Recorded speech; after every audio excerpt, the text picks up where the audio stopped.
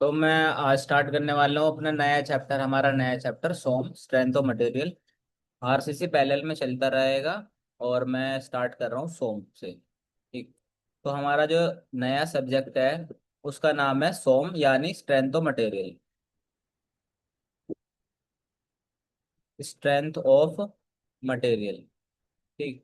जैसा इस चैप्टर के नाम के अंदर लिखा हुआ है कि यहाँ पर हम जो भी कोई मटेरियल होगा उसकी हम जो बेसिक स्ट्रेंथ होती है उनके बारे में जानेंगे कि उसका उसकी कंप्रेसिव स्ट्रेंथ कितनी होगी, टेंसाइल स्ट्रेंथ कितनी होगी, शेयर के अंदर क्या वैल्यू होगी, कब कब बॉडी वो फेल होगी, क्या क्या रीजंस होंगे, उसके उसके ग्राफ्स क्या होंगे। ये सब चीजें हम पढ़ने वाले हैं स्ट्रेंथ ऑफ मटेरियल के लिए। जो पूरा लेक्चर होगा मतलब मेरे, वो किस पे बेस्ड होंगे, तुम्हारे गेट और ईएसई लेवल पर होंगे। ठीक है, जितना मैं पढ़ाऊंगा। चलो, तो हम जो पहली स्टार्टिंग करते हैं, हम ये पहली बात मैं बताना चाहूँ तुमको कि चैप्टर हमारा जो ब्रांच है स्टार्ट कहाँ से होती है। हमारे पास होती है एक इंजीनियरिंग साइंस। ठीक। हमारे पास क्या है हमारा, हमारे पास इंजीनियरिंग साइंस है और उसके अंदर हमारी बेसिक तीन तरह की ब्रांचेस हैं हमारी। ठीक। एक क्या हो गया तुम्हारा सॉलिड मैकेनिक्स, एक हो गया सॉलिड मैकेनिक्स हो गया तुम्हारा, एक क्या हो गया तुम्हारा फ्लूइड मैकेनिक्स हो गया, एक हो गया क्या तुम्हारा फ्लूइड मैकेनिक्स हो गया, और एक हो गया properties of material. Properties of material हो गया तुम्हारा। ठीक। सॉलिड मैकेनिक्स के अंदर तुमने देखा होगा, याद करो कौन सी क्लास तुम्हारी, 11th क्लास। 11th के क्लास के अंदर प्रॉपर्टीज ऑफ मटेरियल नाम से चैप्टर था, वहां पर सॉलिड मैकेनिक्स थी पूरी की पूरी। फ्लूइड मैकेनिक्स तुमने पढ़ी होगी 11th के अंदर, और सिविल इंजीनियरिंग के अंदर मैं फ्लूइड भी पढ़ाऊंगा। ठीक है, तो आगे और देखेंगे। तो ध्यान करो कि हम किसी बॉडी को किसी बॉडी को सॉलिड कब बोलेंगे, हम किसी बॉडी को सॉलिड कब बोलेंगे। मान लो तुमने डिफॉर्मेबल बॉडीज पढ़ी थी, किसके अंदर 11th क्लास के अंदर डिफॉर्मेबल बॉडीज पढ़ेगी। मान लो ये हमने क्या करा है, एक सरफेस रखा, इसके ऊपर हमने एक बॉडी क्या कर दी, सब यहाँ से क्या कर दी, फिक्स कर दी। और ये बॉडी क्या है तुम्हारा, डिफॉर्मेबल है। अगर तुम ऊपर से क्या लगाओगे, ऊपर की तरफ से क्या लगाओगे, फोर्स लगाओगे, तो ये बॉडी क्या हो जाएगी, आगे की तरफ शिफ्ट हो जाएगी। ये बॉडी हो जाएगी आगे की तरफ शिफ्ट हो गई। ठीक। इसी को हम क्या बोलते थे, थीटा एंगल क्या हो जाए, शिफ्ट हो जाती है। ये क्या हो गया तुम्हारा एंगल, मान लो कितना हो गया तुम्हारा, 1 डिग्री। ठीक। यही क्या था तुम्हारा, शियर स्ट्रेन था तुम्हारा। कौन सा स्ट्रेन था तुम्हारा, शियर स्ट्रेन था तुम्हारा। ठीक। अब जो हमारी जो तुम्हारी डिफॉर्मेबल बॉडीज होती है उनके अंदर जो तुम्हारा स्ट्रेन होता है वो टाइम के साथ डिपेंड नहीं करता। ठीक है। जो तुम्हारा टाइम के साथ क्या करती है बॉडी, वो उनका जो स्ट्रेन होता है वो डिपेंड नहीं करता है तुम्हारा। ठीक है, वो डिपेंड नहीं करता। यानी अगर मान लो मैं 1 सेकंड पर, हम टाइम की वैल्यू अगर 1 सेकंड लगा दूं मैं, अगर मान लो मैंने घड़ी पैर रखी है 1 सेकंड पर देखूं, तो हमने फोर्स लगाई इधर से, ये डिफॉर्मेबल हो, ये बॉडी क्या होगी, डिफॉर्म हो गई। इसके अंदर एंगल कितना आ गया, 1 डिग्री आ गया। अगर मैं 2 सेकंड पर जाऊंगा तो भी मुझे कितना मिलेगा, 1 डिग्री। 3 सेकंड पर जाऊंगा तो भी कितना मिलेगा, 1 डिग्री। 5 सेकंड पर जाऊंगा तो भी 1 डिग्री मिलेगा। इसका मतलब ये जो तुम्हारी डिफॉर्मेशन है, ये शेयर स्ट्रेन है, वो टाइम के साथ वेरी नहीं कर रही है। तो ये क्या है तुम्हारा, डिफॉर्मेबल बॉडीज की प्रॉपर्टी है तुम्हारी। जबकि फ्लूइड मैकेनिक्स के अंदर क्या होता था, जैसे हमारा जो हमारा लिक्विड हो गया, फ्लूइड क्या होता है कि उन पर तुम क्या लगाओ, वो लगाओ। मान लो तुमने शेयर स्ट्रेन आया उनके अंदर, और समय के साथ क्या कर रहा है, वो बढ़ता जा रहा है, चेंज होता जा रहा है। मान लो अगर यहाँ पर क्या होता है, एक एक मटेरियल हम और मान लेते हैं, इसी मटेरियल का नाम हम फ्लूइड देंगे। इस पर हमने क्या लगा दी, फोर्स लगाई। फोर्स लगाई तो बॉडी क्या होगी, आगे की तरफ होगी शिफ्ट। यहाँ से क्या आ गया इसका शियर स्ट्रेन, यानी 1 डिग्री इसका क्या आ गया तुम्हारा, एंगल आ गया 1 डिग्री, शियर स्ट्रेन आ गया तुम्हारा। अगर हमने टाइम की वैल्यू 1 सेकंड पर गए, अगर टाइम की वैल्यू 1 सेकंड पर गए तो शियर स्ट्रेन कितना, 1 का था। अगर जब हम अगर 2 पर जाएंगे, 2 पर गए तो बताओ कितना हो गया, मान लो 2 सेकंड का 2 मिनट का हो गया। अगर टी की वैल्यू हमने 5 सेकंड पर, हम हमारी जो घड़ी थी वो 5 सेकंड बाद देखा, तो उसकी जो शेयर स्ट्रेन की वैल्यू थी वो मान लो 4 डिग्री हो गई तुम्हारी। ठीक, तो इतना नहीं होगा, डिग्री बहुत कम होती है, बहुत कम चेंज होता है तुम्हारा एंगल का। ठीक है। आ, मतलब ये था कि ये जो चीज है तुम्हारी, यहाँ पर जो शेयर स्ट्रेन है, यहाँ पर जो तुम्हारा क्या शेयर स्ट्रेन है, यहाँ पर जो शेयर स्ट्रेन है वो किस पर डिपेंड कर रहा है तुम्हारा, वो डिपेंड कर रहा है किस पर, टाइम पर डिपेंड कर रहा है। वो डिपेंड कर रहा है किस पर, टाइम पर डिपेंड कर रहा है। तो फ्लूइड मैकेनिक्स के अंदर जब हम पढ़ेंगे तो हम वोर्टिसिटी वगैरह ये सब देखेंगे, तो वो टाइम का फंक्शन होता है, उसके बारे में बाद में बात करेंगे। तो डिफॉर्मेबल बॉडीज के अंदर शियर स्ट्रेन जो था वो टाइम पर डिपेंड नहीं करता है, जबकि फ्लूइड मैकेनिक्स के अंदर शियर स्ट्रेन जो होता है वो टाइम पर क्या करता है, डिपेंड करता है, समय के साथ क्या होता है, चेंज करता है। ठीक।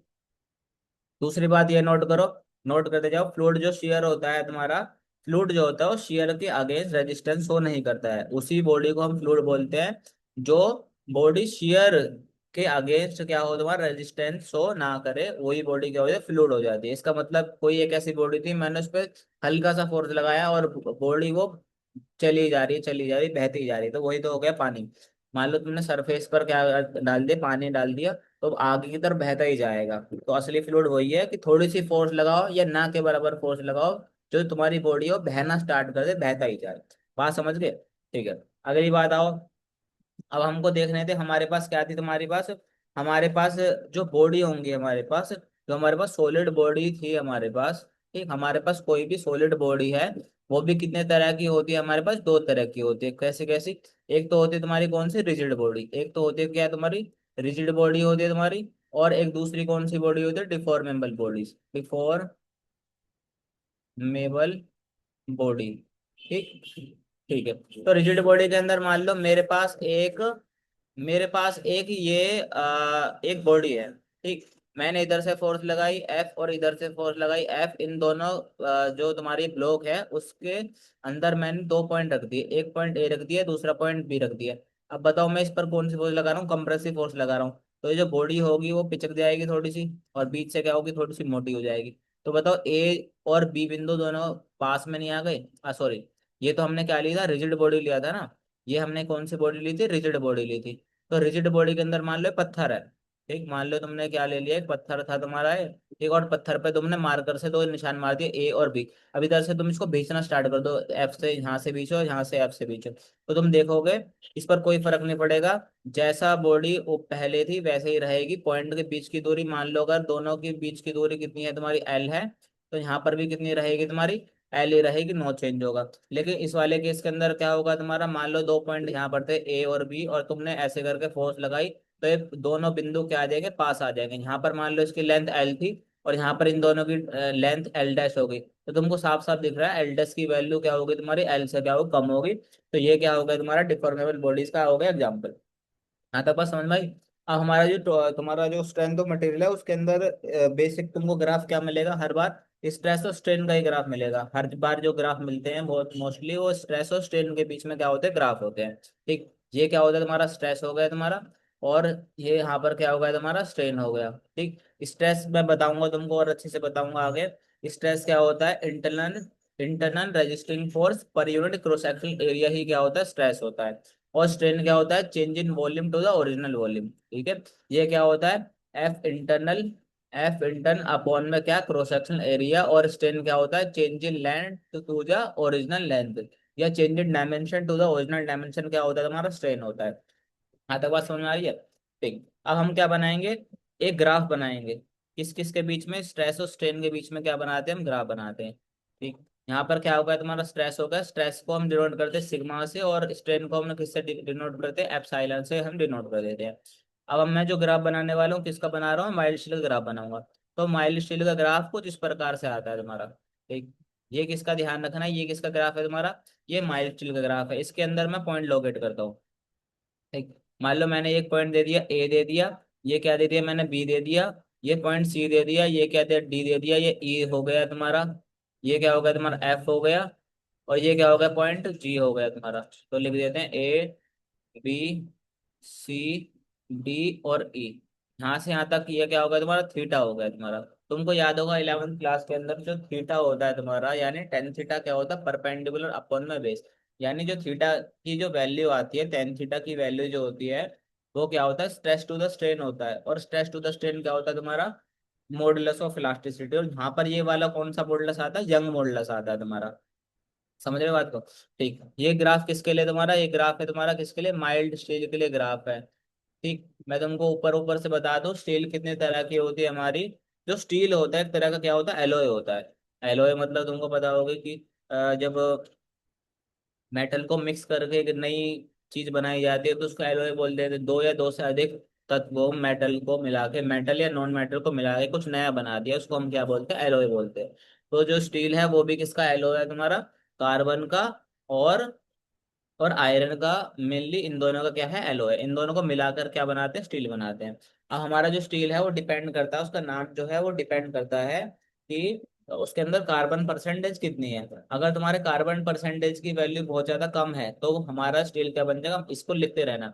अगर हमारा जो स्टील कार्बन की परसेंटेज बहुत क्या है, कम है, तो हमारा स्टील क्या बन जाएगा, माइल्ड स्टील बन जाएगा। माइल्ड का मतलब होता है बहुत कम होता है तुम्हारा, ठीक।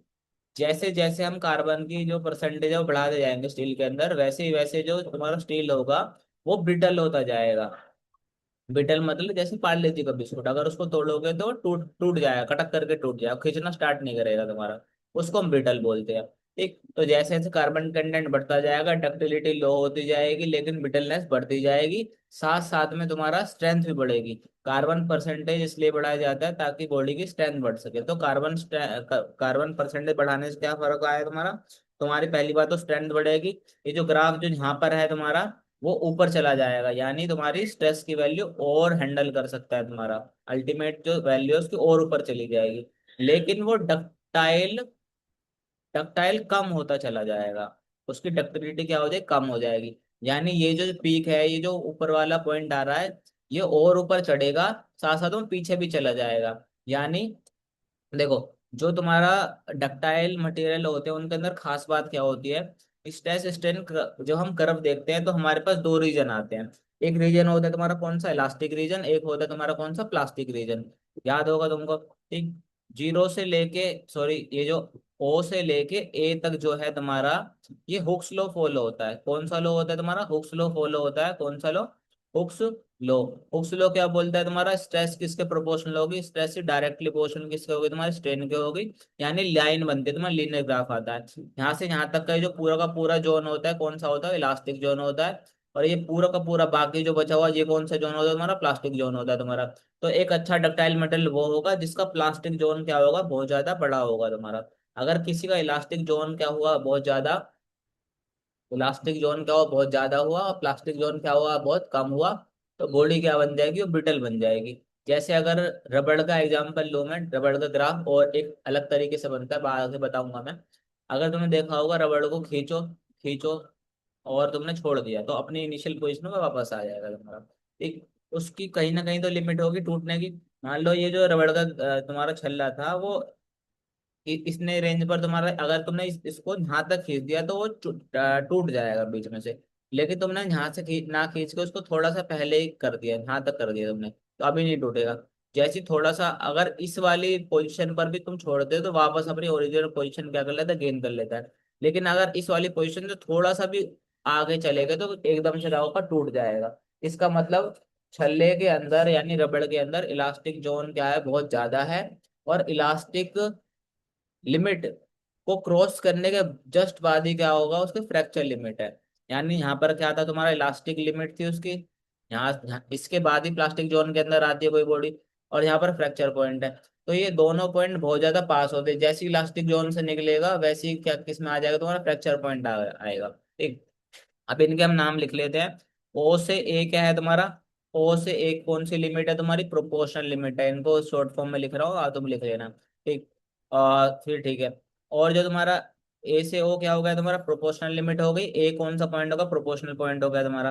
बी वाला कौन सा हो गया तुम्हारा, बी हो गई तुम्हारी इलास्टिक लिमिट। इसका मतलब ये आखिरी पॉइंट है जब तुम्हारा जो बॉडी है वो इलास्टिक नेचर शो कर रही है। जैसी बी से ऊपर जब भागेगी तो बॉडी किसके अंदर चालू हो जाएगी, प्लास्टिक जोन के अंदर जाना स्टार्ट हो जाएगी, ठीक। अब अगर उस बॉडी को छोड़ोगे, अगर बी के बाद से, अगर देखो, अगर ए तक तुमने ए वाले पॉइंट पर, ए वाले पॉइंट तक तुमने खींचा, स्ट्रेस की वैल्यू इतनी थी। अब तुम क्या करोगे, उसको छोड़ दो, तो बॉडी फिर से अपनी इनिशियल पोजीशन रिगेन कर लेगी, इसी पोजीशन पर आ जाएगी, ओ पोजीशन पर। लेकिन अगर तुमने यहाँ से बॉडी को छोड़ा तो उल्टी वापस नहीं आएगी तुम्हारी, ठीक है। मान लो यहाँ से तुमने छोड़ दिया तो ये उल्टी वापस नहीं आएगी, और किस वाले रास्ते से आ जाएगी, ये इस वाले रास्ते से चल के आ जाएगी। ये जो आएगी ना कुछ ऐसे करके आ जाएगी पीछे। तो देखो ये वाला जो रीजन आया है तुम्हारा, यहाँ से यहाँ तक का जो रीजन आया है तुम्हारा, इसी को बोला जाता है क्या, परमानेंट सेट। यानी इतना इलोंगेशन उस अंदर हमेशा के लिए आ जाएगा, वो रिकवर नहीं हो पाएगा। ये क्या है, प्लास्टिक जोन के अंदर आ गया था, इसलिए इसके अंदर परमानेंट सेट आ गया तुम्हारा। हमारे पास देखो, हमारे पास माइल्ड स्टील है तो हमारे पास क्या दो पॉइंट आते हैं, सी और डी। क्या है तुम्हारा? सी क्या है तुम्हारा? Upper yielding point. और डी क्या है तुम्हारा? Lower lower yield point. Upper yield point है तुम्हारा और डी क्या है तुम्हारा? लोअर यील्ड पॉइंट है तुम्हारा। ठीक। इनके बारे में आगे पढ़ाऊंगा, जब मैं उसके बारे में बताऊँ, ग्राफ बताऊंगा मैं आगे, और डिटेल में ग्राफ बताऊंगा तब बताऊंगा उसके बारे में। ठीक। डी के अंदर क्या है तुम्हारा? डी के अंदर क्या हो रहा है तुम्हारा? बहुत ज्यादा प्लास्टिक डिफॉर्मेशन आ रहा है तुम्हारा। ठीक है। और इसको बोला जाता है क्या? Yield plateau. इसको क्या बोला जाता है? Yield plateau. यानी इसके अंदर बहुत ज्यादा क्या होगा? डिफॉर्मेशन आएगा। देखो स्ट्रेस की वैल्यू कितनी होगी? लगभग कांस्टेंट हो जाएगी। और स्ट्रेन की वैल्यू क्या होती जाएगी? बढ़ती जाएगी। यानी इस वाले रीजन के अंदर किसी भी तरह का इंटरनल रेजिस्टेंस नहीं आता है। इंटरनल रेजिस्टेंस इस वाले केस के अंदर नहीं आता है। सिर्फ और सिर्फ क्या आता है तुम्हारा? स्ट्रेन आता है। याद करो, ऐसी एक प्रॉपर्टी थोड़ा बहुत आरसीसी के अंदर तुमने पढ़ा होगा, ऐसी चीज को क्रीप भी बोला जा सकता है। ठीक। तो डी से ई वाले रीजन के अंदर हम ये भी बोल सकते हैं कि क्रीप की तरह बिहेवियर शो करता है।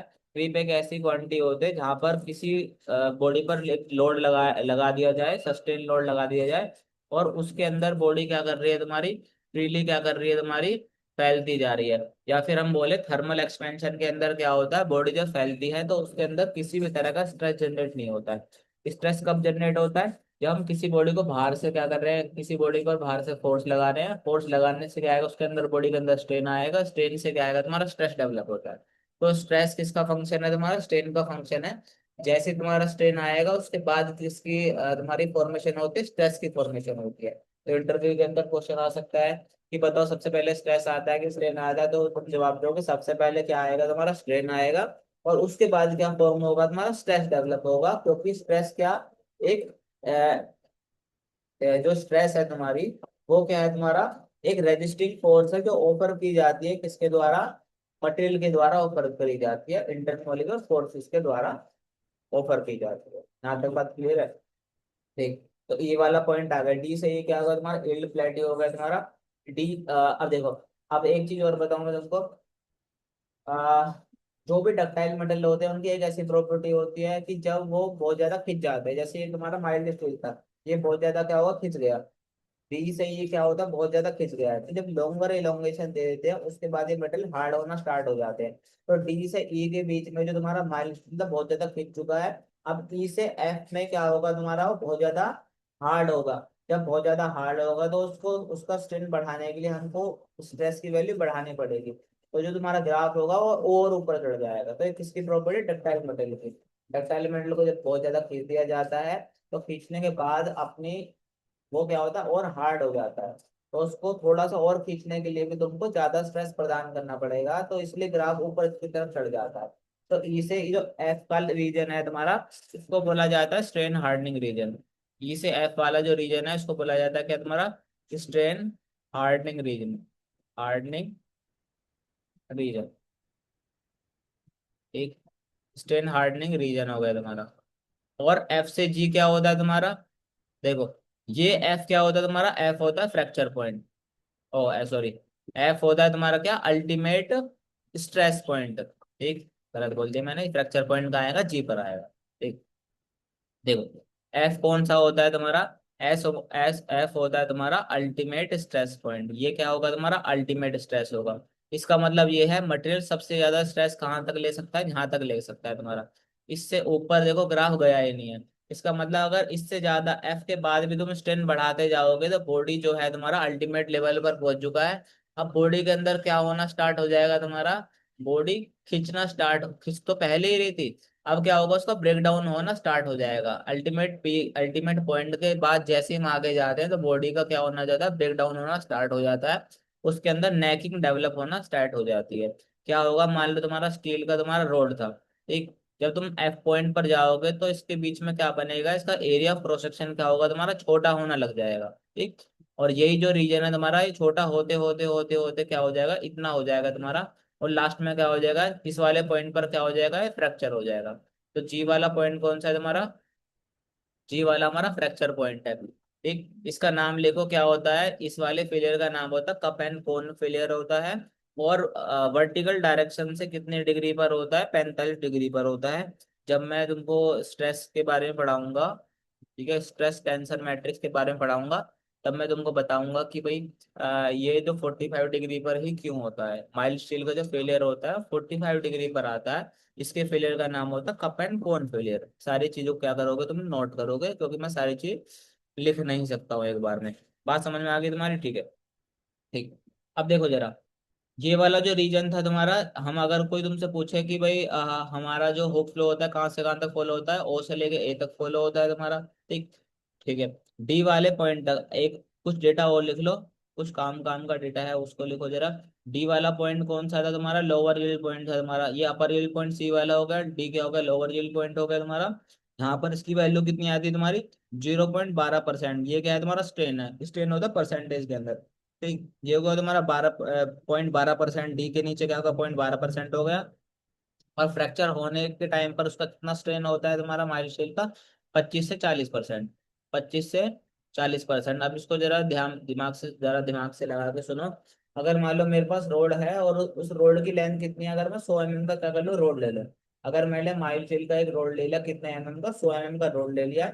अगर मैं उसकी लेंथ 100 से बढ़ाकर 140 या 125 तक कर दूं, तो जो तुम्हारा जो स्टील है वो क्या हो जाएगा, फेल हो जाएगा। अगर मैं 100 से किस पर चला जाऊँ, 140 तक उसको खींच दूं, तो स्टील क्या हो जाएगा तुम्हारा, फेल हो जाएगा। ठीक। लेकिन अगर मैं उसको कहाँ तक खींचता हूँ, 0.12% तक खींचता हूँ। यानी मैं अगर उस स्टील को कितना और बढ़ा दूं, मैं उस स्टील को 0.1 mm और बढ़ा दूं, समझ रहे हो। मैं वो जो स्टील था मेरा 100 mm का था, तो 100 mm को मैं 0.1 mm और बढ़ा दूं, इतने स्ट्रेंथ तक वो जो बॉडी रहेगी वो किस में रहती है तुम्हारी, इलास्टिक जोन में रहती है। देखो, अगर तुमको कोई पेपर वाला ये बोल रहा है कि भाई इलास्टिक जोन कहाँ तक होता है, तो प्रॉपर 0 से ए तक ही क्या होता है, इलास्टिक जोन होता है। लेकिन जो ये जो वैल्यू होती है ए, जो तुम्हारा रीजन है ना, बी सी डी रीजन, वो बहुत ज्यादा क्लोज होता है। तो मैथमेटिकली हम क्या ले लेते हैं, इसको उसके पास ही ले लेते हैं। तो जब तुमसे बोला जाएगा तो तुम यहाँ तक भी ले सकते हो, 0.12 mm को भी हम क्या ले लेते हैं, इलास्टिक जोन के अंदर ले लेते हैं मैथमेटिकली, क्योंकि ये वैल्यू क्या होती है, बहुत बहुत ज्यादा पास होती है। ठीक। तो देखो जरा ध्यान से सोचो, हमारा जो 100 mm का, इतनी 100 mm की रोड थी, उसको अगर हम 0.1 mm तक खींचे, 0.1 mm तक खींचे, और फिर उसको उस पर जो लोड लगा उसको छोड़ दें, तो वापस चला जाएगा, क्योंकि इलास्टिक जोन के अंदर था। तो सिर्फ 0.1 mm तक ही हम क्या पढ़ रहे हैं, सोम स्ट्रक्चर पढ़ रहे हैं। जैसे ही हम 0.1 mm से ऊपर जाएंगे, तो हमारा सोम स्ट्रक्चर हम नहीं पढ़ पाएंगे, क्योंकि पूरा का पूरा सोम स्ट्रक्चर होगा वो किस पर बेस्ड है तुम्हारा, वो हुक फ्लो पर बेस्ड है। ठीक, हुक फ्लो पर बेस्ड है, और हुक फ्लो किसके अंदर आता है तुम्हारा, इलास्टिक लिमिट के अंदर आता है। तो फिर हमारा सोम स्ट्रक्चर नहीं लग पाएगा, फिर हम किस में पढ़ेंगे, वो सारी चीज स्टील के अंदर पढ़ेंगे। तो बहुत मेन बात है कि जो 2 mm का बार था, शुरू का 0.1 mm खींचने तक इलास्टिक जोन होता है, उसके बाद प्लास्टिक जोन लग जाता है। तो हम वहीं तक, हमारा सोम स्ट्रक्चर 0.1 mm तक की क्या होती है, स्टडी होती है। ठीक। मेरे ख्याल से मैंने तुमको सब चीज बता दी होगी। ठीक है। अच्छा, अब देखो जरा, अगर तुमसे मान लो इंटरव्यू वाला ये पूछे कि हमारा, अगर हमको डिफ्लेक्शन निकालना है, अगर किसी बॉडी का हमको डिफ्लेक्शन निकालना है, तो याद करो हमारा फॉर्मूला कितना आता था। अगर मैं इसका फॉर्मूला निकालूं, उसका ई का फॉर्मूला, ई क्या होता है तुम्हारा, स्ट्रेस अपॉन में स्ट्रेन होता है। ई क्या होता है तुम्हारा, यंग मॉडुलस ऑफ इलास्टिसिटी क्या होता है तुम्हारा, स्ट्रेस अपॉन में स्ट्रेन होता है। ठीक। स्ट्रेस की वैल्यू कितनी आएगी तुम्हारी, बाहर से तुम्हारा लोड कितना लग रहा है, पी कितने एरिया पे लग रहा है, ए पे लग रहा है। ठीक। यहाँ तक समझ में आ रही है बात? ठीक है। और नीचे क्या आ रहा है तुम्हारा, नीचे क्या आ रहा है तुम्हारा, स्ट्रेन आ रहा है। स्ट्रेन क्या होता है, डेल्टा एल अपॉन में एल। स्ट्रेन होता है डेल्टा एल अपॉन में एल। तो इसको ऐसे लिख सकते हो, ए इक्वल टू क्या होगा तुम्हारा, एल पी एल अपॉन में ए डेल्टा एल। अगर हमको डेल्टा एल निकालना है, यानी हमको डिफॉर्मेशन निकालना है, डेल्टा एल डिफ्लेक्शन निकालना है हमको, तो फॉर्मूला कितना हो जाएगा तुम्हारा, फॉर्मूला हो जाएगा तुम्हारा क्या, पी एल अपॉन में ए। यही तो फॉर्मूला आता है तुम्हारा, पी एल अपॉन में ए, क्या हो गया, फॉर्मूला हो गया तुम्हारा। ठीक। अब देखो जरा, ये तुम्हारा डिफ्लेक्शन निकालने का फॉर्मूला हो गया तुम्हारा, डिफ्लेक्शन है डिफॉर्मेशन निकालने का फॉर्मूला होगा पी एल अपॉन में ई होगा। पी क्या होगा, लोड हो गया, एल होगी लेंथ हो गई, ए क्या होगा, एरिया ऑफ क्रॉस सेक्शन हो गया, ई क्या होगा, यंग मॉडुलस ऑफ इलास्टिसिटी होगी किसकी, मटेरियल की, स्टील की। स्टील की यंग मॉडुलस ऑफ इलास्टिसिटी कितनी होती है तुम्हारी, 2.1 10⁵ कितना, मेगा पास्कल। ठीक है, एमपीए हो गया। इसको अगर हम किस में लिख सकते हैं, इसको हम ऐसे भी लिख सकते हैं, न्यूटन पर एमएम स्क्वायर के अंदर हम इसको लिख सकते हैं। ठीक, तो 1 MP किसके बराबर होता है, 1 न्यूटन पर एमएम स्क्वायर के अंदर होता है। तुमको ध्यान रखना, ये किसकी यूनिट है, तुम्हारे स्ट्रेस की यूनिट है। ठीक, अगर तुमसे कोई ये बोले कि हमारे पास जो पॉइंट है हमारा एफ वाला पॉइंट था, अगर हमको इस वाले पॉइंट पर डिफॉर्मेशन निकालनी है तो ये वाला फॉर्मूला क्या हम लगा सकते हैं। अगर हम ये वाला फॉर्मूला क्या हम एफ वाले पॉइंट पर लगा सकते हैं, तो आंसर होगा नहीं। ठीक, क्योंकि देखो ये चीज कहाँ से आई है तुम्हारा, ये हुक्स लॉ से ही क्या हुआ है, फॉर्मूला डेवलप हुआ है तुम्हारा। और हुक्स लॉ कहाँ तक लगता है तुम्हारा, हुक्स लॉ सिर्फ यहाँ से लेके यहाँ तक लगता है, हद तक तुम यहाँ तक लगा सकते हो मैथमेटिकली। लेकिन इस वाली जगह पर हुक्स लॉ फॉलो नहीं कर सकते, तो ये वाला फॉर्मूला क्या हो जाएगा, इस वाले पॉइंट के लिए क्या हो जाएगा तुम्हारा, रोंग हो जाएगा। जहाँ पर ये वाला फॉर्मूला हम नहीं निकाल लगाएंगे, इस वाले एफ वाले पॉइंट पर अगर तुमको कोई पूछता है, प्लास्टिक जोन के अंदर कोई पूछता है, तो फिर उस टाइम पर हम एक अलग इक्वेशन लगाते हैं जिसका नाम होता है क्या, होफमैन इक्वेशन। कौन सी इक्वेशन, होफमैन्स इक्वेशन होती है। आगे आगे नहीं पढ़ेंगे क्योंकि ये हमारे कोर्स में है नहीं। ठीक, तो इसके लिए हम सिग्मा एफ की वैल्यू निकाल लेंगे कि एफ पॉइंट पर कितना स्ट्रेस है, वो किसके बराबर आता है, के एप्सिलॉन की पावर एम और एप्सिलॉन की पावर एन। ठीक, तो ये चीज ध्यान रखने, ज्यादा डीप में नहीं जाना है हमको, उसको नोट कर लेंगे। ठीक है, यहाँ तक समझ में आ रहा है। चलो आगे। ठीक। अब देखो, अगला कंसेप्ट देखो, मान लो तुम्हारे पास क्या है, एक तुम्हारे पास सिंपली सपोर्टेड बीम है और उसके ऊपर तुमने क्या है, एक स्टील की रोड रख दी। ये किसकी रोड है, तुम्हारी स्टील की रोड है। इसकी लेंथ कितनी होगी, L/2, यहाँ से भी कितनी होगी लेंथ, L/2। ऊपर से लोड कितना लग रहा है, मान लो तुम्हारे पास P लग रहा है। ठीक, तो इसका क्या होता है, एक डिफ्लेक्शन आता है तुम्हारा, थोड़ा बहुत तो याद होगा तुमको, कॉलेज वॉलेज में कुछ थोड़ा बहुत पढ़ा होगा। तो ये क्या होता है तुम्हारा डिफ्लेक्शन, क्या होता है, डेल्टा होता है। और ये क्या होता है तुम्हारा, थीटा होता है। अगर नहीं पता है तो ध्यान कर लो जो मैं बता रहा हूँ। ये क्या होता है तुम्हारा, डेल्टा होता है। डेल्टा की जो वैल्यू आती है वो आती है PL³ PL³ 48 EI। ये क्या है तुम्हारा, स्टील की बार है। ये किसकी बार है, तुम्हारा स्टील की बार है। ठीक है, अगर तुमको स्टील बार की जगह कोई बोल दे कि हमने इसकी जगह क्या रख दिया, रबड़ की बार रख दी, हमने किसकी बार रख दी, रबड़ की बार रख दी। बाकी सारा का सारा जो तुम्हारा हिसाब किताब है सब सेम है। ऊपर से अब इसकी बार भी हम क्या लगा रहे हैं, P लोड लगा रहे हैं। ठीक, तो तुमसे सवाल वाला पूछता है इंटरव्यू वाला कि क्या इसके इस केस के अंदर भी इसके जो डेल्टा होगा तुम्हारा डिफ्लेक्शन की वैल्यू होगी वो PL/48 EI होगी। तो इस केस में बिल्कुल भी ये फॉर्मूला नहीं लगेगा। अब इसका रीजन समझो क्यों। याद होगा तुमको, हमने तो नहीं, मतलब तुमने पहले पढ़ा होगा, हम आगे पढ़ेंगे। हमारे पास एक इक्वेशन होती है तुम्हारी, M/I equal to sigma upon में बाई इक्वल टू E/R। अगर नहीं भी याद आ रही है तो ध्यान करना, हमारे पास इक्वेशन कौन सी होती है, M/I equal to sigma upon में Y equal to E/R। M क्या है तुम्हारा, मोमेंट है। ठीक है, बेंडिंग मोमेंट है। आई क्या है, मोमेंट ऑफ इनर्शिया है। सिग्मा क्या है तुम्हारा, स्ट्रेस है। वाई क्या है, न्यूट्रल डेप्थ, न्यूट्रल एक्सिस से क्या है तुम्हारा, डिस्टेंस है। आगे देखेंगे उसको ध्यान से। ई क्या है तुम्हारा, ये है तुम्हारा मॉडुलस ऑफ इलास्टिसिटी हो गया तुम्हारा। और आर क्या हो गया, आर हो गया तुम्हारा रेडियस। जब तुम्हारी रोड मुड़ेगी तो एक वो बनाएगी, कर्व बनाएगी। वो कर्व जिस सर्कल का पार्ट है उसका रेडियस हो गया तुम्हारा। ठीक है, तो यहाँ से हम इस सोम के अंदर, RCC के अंदर, स्टील के अंदर ये वाली इक्वेशन क्या करते हैं, यूज करते हैं। तो अगर हम इसमें से ये वाली दो इक्वेशन को उठा लें, M/I इक्वल टू E/R को हम लोग उठा लें, तो हम कैसे लिख सकते हैं इसको, हम लिख सकते हैं कि M/E I की वैल्यू किसके बराबर होती है, 1/R के बराबर होती है। ठीक है, ये इसके बराबर होती है। अब आगे देखते जाओ जरा। ठीक, तो याद होगा तुमको 11th क्लास या 12th क्लास के अंदर, या फिर तुमने थोड़ी बहुत, जब फर्स्ट ईयर के अंदर मैथ होती है तो एक फॉर्मूला होता है हमारा कर्वेचर निकालने का, है ना। 1/R की वैल्यू कर्वेचर देती है, तो उसको निकालने के लिए एक फॉर्मूला होता है क्या, D² Y/DX²। D² Y में कितना, DX²। 1 + dy/dx की पावर कितनी, 2। 1 + dy/dx की पावर 2, और इस होल की पावर कितनी तुम्हारी, 3/2। ये होती है तुम्हारी। ठीक, अब देखो जरा, जो स्टील वाली रोड थी उसके अंदर थीटा की वैल्यू क्या आएगी तुम्हारी, बहुत बहुत क्या आती है, कम आती है। थीटा की वैल्यू, डेल्टा की वैल्यू बहुत ज्यादा क्या आती है, कम आती है। तो सो फॉर स्टील रोड, तो स्टील रोड के लिए तुम्हारा जो थीटा की वैल्यू क्या होती है, बहुत ज्यादा कम आती है। लगभग लगभग किसके बराबर आती है, 0 के बराबर, क्योंकि देखो सामने क्या है, 1 है। ठीक, तो थीटा क्या होता है तुम्हारा, tan थीटा, यानी dy/dx हो गई तुम्हारी। भाई थीटा यानी क्या होगा, स्लोप की वैल्यू क्या होगी तुम्हारी, dy/dx होती है तुम्हारी। तो इसकी वैल्यू भी लगभग किसके बराबर, 0 के बराबर आएगी। अब यहाँ पर जब इसको पुट करोगे तो यहाँ पर 0 होगा, 1 होगा, 1 की पावर 3/2। तो इस वाले केस के अंदर क्या होगा, 1 बाय किसके बराबर होगा तुम्हारा, d² y/, में dx² के क्या होगा, बराबर हो जाएगा।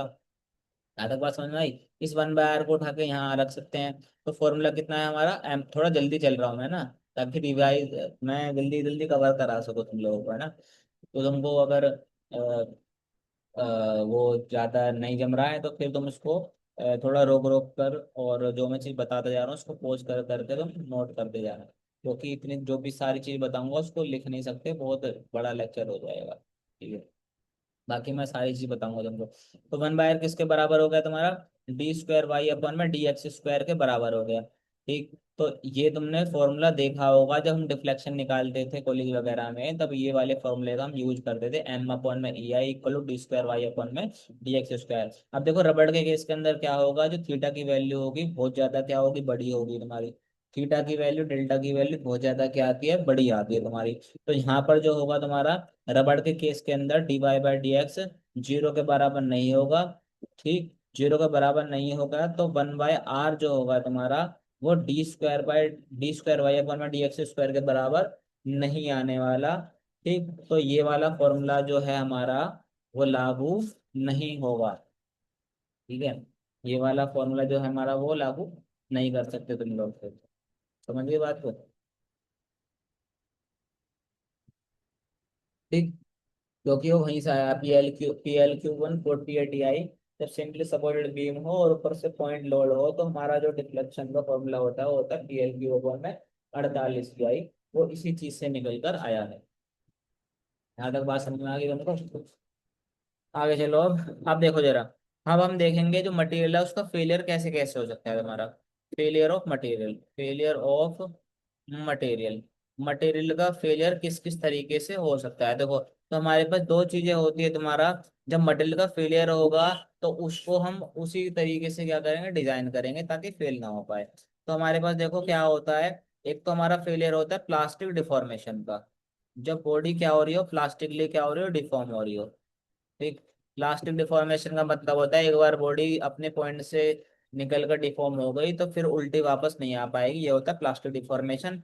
ये किन मटेरियल के अंदर होता है तुम्हारा, डक्टाइल मटेरियल के लिए अंदर होता है। जैसे डक्टाइल का तुमने बहुत पहले सुना होगा बचपन में, कि भाई डक्टाइल मटेरियल जैसे जो तार, जिनके तार खींचे जा सकते हैं, डक्टिलिटी की प्रॉपर्टी होती है। लेकिन यहाँ पर हम ये नहीं बोलेंगे कि जिनके तार खींचे जा सकते हैं उनको हम डक्टाइल मटेरियल बोलते हैं। यहाँ पर थोड़ा सा और डीप में जाके बोलना पड़ेगा। हम ये बोलेंगे ऐसे मटेरियल जिन पर क्या, जो क्या करते हैं, एक लार्ज डिफॉर्मेशन शो करते हैं तुम्हारा एक पर्टिकुलर स्ट्रेस पर, उनको क्या बोलते हैं, हम डक्टाइल मटेरियल बोलते हैं। ठीक है, जिनका ऐसे मेटल जिनका इलास्टिक जोन से ज्यादा उनका प्लास्टिक जोन होता है, उनका इलास्टिक जोन कम होता है, प्लास्टिक जोन ज्यादा होता है, वही मटेरियल क्या होते हैं, डक्टाइल मटेरियल होते हैं। और जिनका क्या हुआ, इलास्टिक जोन ज्यादा हुआ, प्लास्टिक जोन क्या हुआ हमारा, बहुत ज्यादा कम हुआ। ठीक, उन्हीं को हम क्या बोलते हैं, उनको ब्रिटल मटेरियल बोल देते हैं। ठीक, तो ब्रिटल मटेरियल के अंदर क्या आता है, फ्रैक्चर आता है। देखो, तार होगा उसके अंदर प्लास्टिक डिफॉर्मेशन आ जाएगी तुम्हारी, तार खींचना स्टार्ट हो जाएगा, लेकिन मान लो तुम्हारा पार्ले जी का बिस्कुट हो गया। पार्ले जी का बिस्कुट को खींचोगे तो कटक करके क्या हो जाएगा, टूट जाएगा। तो उसके अंदर कौन सा फेलियर आएगा तुम्हारा, फ्रैक्चर का फेलियर आएगा तुम्हारा। और ये किन मटेरियल के अंदर आता है तुम्हारा, ब्रिटल मटेरियल के अंदर आता है। तो मटेरियल को दो तरीके से डिजाइन करेंगे। अगर मटेरियल डक्टाइल है तो प्लास्टिक डिफॉर्मेशन से डिजाइन करेंगे। और अगर मटेरियल तुम्हारा ब्रिटल है तो किससे डिजाइन करेंगे, फ्रैक्चर से हम क्या करेंगे, डिजाइन करेंगे। यहाँ तक बात समझ में आई है। ठीक है, अब देखो जरा। मान लो तुम्हारे पास ये ग्राफ है, ये तुम्हारे पास क्या है, ग्राफ है। और ये मैं फिर से क्या बना लेता हूँ, माइलस्टील का ग्राफ बना लेता हूँ, कुछ इस प्रकार से आता है। ये कौन सा पॉइंट हो गया तुम्हारा, ए पॉइंट हो गया। ये हो गया तुम्हारा ए पॉइंट, ये हो गया बी पॉइंट हो गया तुम्हारा, ये हो गया तुम्हारा सी पॉइंट, ये हो गया डी हो गया, ये हो गया ई हो गया तुम्हारा, ये हो गया तुम्हारा एफ हो गया। और ये क्या होगा तुम्हारा जी हो गया। ए कौन सा प्रोपोर्शनल लिमिट, बी कौन सा इलास्टिक लिमिट, ये हो गया अपर यील्डिंग पॉइंट, डी क्या हो गया लोअर यील्डिंग पॉइंट, ई क्या हो गया तुम्हारा, ई का कोई नाम है as as as it is है नहीं। डी से ई क्या होता है हमारा, इल्ड प्लेटी होता है। ई से एफ क्या होता है, स्ट्रेन हार्डनिंग। और एफ से जी क्या होता है, स्ट्रेन सॉफ्टनिंग। और जी पर क्या होता है तुम्हारा, फ्रैक्चर हो जाती है बॉडी। और एफ पर क्या आता है, उसका अल्टीमेट स्ट्रेस की वैल्यू आ जाती है। क्योंकि यहाँ पर क्या है, तुम्हारा ग्राफ किसका है, तुम्हारा माइल्ड स्टील का ग्राफ है। और स्टील के अंदर तुम क्या करते हो, खींचते हो स्टील को, एक बार ले लेते हो, एक साइड इस तरफ से खींचते हो, एक साइड इस तरफ से खींचते हो। एक मशीन होती है यूनिवर्सल टेस्टिंग मशीन, उसके अंदर एक बॉडी को लगाकर खींचा जाता है। ठीक, तो यहाँ पर टेंसाइल स्ट्रेस आएगी तुम्हारी, तो यहाँ पर इसको बोलते हैं अल्टीमेट टेंसाइल स्ट्रेस की वैल्यू। अल्टीमेट टेंसाइल स्ट्रेस की जो क्या होगी तुम्हारी वैल्यू, ये होगी तुम्हारी। ठीक, ठीक है। अब तुमको एक चीज ध्यान रखना है, यहाँ पर देखो बी पॉइंट आ रहा है और डी पॉइंट आ रहा है, सिग्मा किससे डिनोट होता है तुम्हारा, स्ट्रेस से डिनोट होता है तुम्हारा। तो बी पर जो स्ट्रेस है और तुम्हारा डी वाले पॉइंट पर जो स्ट्रेस है, उनकी वैल्यू क्या होती है, लगभग बराबर होती है। वो कितनी होती है, 250 MPa। देखो, तुमने सुना होगा हमारे पास जो आयरन होता है आरसीसी के अंदर, या फिर तुमने पूरे सिविल इंजीनियरिंग के अंदर 3 4 ग्रेड पढ़े होंगे, तुम तीन क्या, तीन तीन ही पढ़े होंगे। कौन कौन सा, Fe 250, Fe 415 और Fe 500। ठीक, फिर Fe 550 भी आता है तुम्हारा, 550D भी आता है, लेकिन बेसिक क्या होते हैं, यही ग्रेड होते हैं जिससे हम काम करते हैं तुम्हारा। Fe 250 के अंदर जो 250 होता है वो क्या होता है तुम्हारा, सिग्मा वाई होता है तुम्हारा। क्या होता है, सिग्मा वाई। वाई क्या होता है तुम्हारा, यील्ड स्ट्रेंथ तुम्हारी। वाई कौन सी स्ट्रेंथ होती है तुम्हारी, यील्ड स्ट्रेंथ होती है। अब ध्यान से देखो जरा। देखो, बी और डी वाला जो पॉइंट है वो लगभग लगभग क्या होते हैं, एक ही लाइन में आ जाते हैं तुम्हारा। बी पर जो स्ट्रेस होती है तुम्हारी, मान लो इसको मैं और थोड़ा नीचे बना लेता हूँ, बी वाला पॉइंट यहाँ पर बना लेता हूँ और बी वाला पॉइंट भी यहाँ पर बना लेता हूँ। तो देखो ये लगभग एक ही लाइन में आ जाते हैं, और यहाँ पर वैल्यू कितनी आएगी तुम्हारी, 250 MPa, मेगा पास्कल न्यूटन पर mm²। अब देखो जरा, स्टील क्या 250 ही ले सकता है क्या वैल्यू, नहीं, स्टील इससे ऊपर भी ले सकता है, कहाँ पर, एफ वैल्यू तक ले सकता है। मतलब एफ वैल्यू के बाद अगर तुम स्ट्रेन लेना तुम्हारा बढ़ाना स्टार्ट करोगे, तब बॉडी क्या होने लगेगी तुम्हारी, वो उसका एरिया ऑफ क्रॉस सेक्शन छोटा होने लगेगा, और छोटा होते होते होते होते वो जी वाले पॉइंट तक क्या हो जाएगा तुम्हारा, टूट जाएगा, ब्रेक हो जाएगा। लेकिन हमको ये पता है कि F y वाला जो पॉइंट है, इल पॉइंट है, उसके बाद अगर तुम बॉडी को लेकर जाओगे, उसके बाद बॉडी को स्ट्रेन दोगे और खींचोगे, तो उसके बाद जो बॉडी होगी वो खींचना स्टार्ट हो जाएगी। देखो डी से ही तो क्या, यील्डिंग स्टार्ट हो जाएगी प्रॉपर तुम्हारी, मतलब अपने इलास्टिक जोन से क्या आ जाएगी, बाहर आ जाएगी। तो हम ये भी नहीं चाहते कि हमारा जो स्टील है वो खिंच जाए तुम्हारा, हम ये भी नहीं चाहते कि लार्ज डिफॉर्मेशन शो करे, वो भी एक तरह से हमारे लिए क्या, फेलियर है। तो हम कभी भी 250 से ऊपर तो जाते ही नहीं है, 250 से नीचे ही रहते हैं, 250 तक भी नहीं जाते। ठीक, हम इसके अंदर फैक्टर ऑफ सेफ्टी लगाते हैं 250 के अंदर भी, 1.5 की। आरसीसी के अंदर तुमने सुना होगा, अगर नहीं, अगर तुमको नहीं पता है क्या है आरसीसी, अभी पढ़ानी है, या फिर तुम कुछ भी नहीं जानते हो, ठीक, तो भी ध्यान करो। आरसीसी के अंदर अगर तुमको पता है तो अच्छी है, वरना कोई बात नहीं। हमारे पास क्या होता है, कंक्रीट होता है तुम्हारा, और एक क्या होता है हमारे पास, स्टील होता है। हम इन दोनों में फैक्टर ऑफ सेफ्टी लगाते हैं। कंक्रीट की वैल्यू जो भी सेफ वैल्यू होगी, उसको हम किससे डिवाइड कर देते हैं, 1.50 से डिवाइड कर देते हैं। ठीक, और स्टील के लिए वैल्यू किससे डिवाइड करते हैं, 1.5 से डिवाइड कर देते हैं। तो यानी और सेव कर रहे हैं, 250 से भी क्या हम कम कर देते हैं, 1.5। यहाँ तो बात समझ में आ गई। अच्छा, ठीक है। अब देखो जरा, एक ग्राफ और बना रहा हूँ, इनको नोट कर लेना। पहला वाला किसका था तुम्हारा, माइल्ड का था तुम्हारा। ये स्ट्रेस हो गया, और ये क्या हो गया तुम्हारा, स्ट्रेन हो गया। ठीक, अब मैं एक अगला ग्राफ और बना रहा हूँ, देखो। अब इस ग्राफ को नोट करना, ये किसके लिए तुम्हारा, for cast iron. For cast iron, cast iron तुमने देखा होगा, गैस का जो चूल्हा होता है, तो चूल्हे के ऊपर जो, भाई एक तो होता है तुम्हारा बर्नर होता है जिससे ऐसे गैस निकल रही होती है, इसके आजू बाजू क्या होता है, एक ऐसा स्टैंड होता है रखने का, है ना, काला सा होता है तुम्हारा, ऐसा स्टैंड होता है जिस पे तुम लोग क्या करते रखते होगे ना, कुकर वुकर बर्तन वर्तन जिस पर रखा जाता है। काले कलर का होता है, उसका सरफेस देखना कैसा होता है, हल्का सा होता है। वो किसका बना होता है तुम्हारा, कास्ट आयरन का बना होता है, कास्ट आयरन का होता है वो। ठीक, वो बाकी लोहे की तरह नहीं होता, लोहे की भी अलग अलग वैरायटी आती है। एक सरिया होगा, उसका लोहा चेक करना, एक बार छू कर देखना उसको, और एक ये लोहा होगा, उसको छू कर देखना। तो दोनों के लोहा अलग अलग होगा। कास्ट आयरन के अंदर क्या होता है, कार्बन परसेंट बहुत ज्यादा क्या होता है, ज्यादा होता है। अब तुमको बताया था मैंने, कार्बन परसेंटेज लो रखोगे तो बॉडी डक्टाइल हो जाएगी तुम्हारी, और कार्बन परसेंटेज अगर हाई रखोगे तो बॉडी डक्टिलिटी, उसकी बॉडी कम हो जाएगी, उस बॉडी की ब्रिटलनेस बढ़ जाएगी, साथ साथ उसकी स्ट्रेंथ भी बढ़ जाएगी। इसका मतलब है पहले से ज्यादा वो लोड को क्या कर सकता है, बेयर कर सकता है, लेकिन खराबी क्या होगी, वो ब्रिटल हो जाएगा। ज्यादा से ज्यादा लोड को बेयर कर सकता है, तो उसके तुरंत बाद क्या होगा, वो फिर टूटना स्टार्ट हो जाएगा, जल्दी उसका फ्रैक्चर पॉइंट आ जाएगा। लेकिन जो जो तुम्हारा डक्टाइल मटेरियल था, माइल्ड स्टील जो था, उसकी स्ट्रेंथ तो कास्ट आयरन के बराबर नहीं थी, लेकिन वो क्या था, वो हाई डिफॉर्मेशन शो करेगा और उसके बाद टूटेगा। तो पहले टूटने से पहले, फेलियर से पहले वो बता देगा कि मैं टूटने जा रहा हूँ थोड़े टाइम बाद। तो जिसको बच के भाग बाहर निकलना है किसी स्ट्रक्चर से, वो बाहर निकल सकता है। लेकिन अगर कास्ट आयरन, तुमने कास्ट आयरन लगा दिया अपने छत के अंदर, तो मान लो अगर उसको टूटना होगा तो एकदम से तुम्हारे सर पे गिर जाएगा और काम खत्म हो जाएगा, तुम्हारे भागने का मौका भी नहीं मिलेगा। ठीक। तो ये क्या होते हैं, ब्रिटल मेटल होते हैं कास्ट आयरन।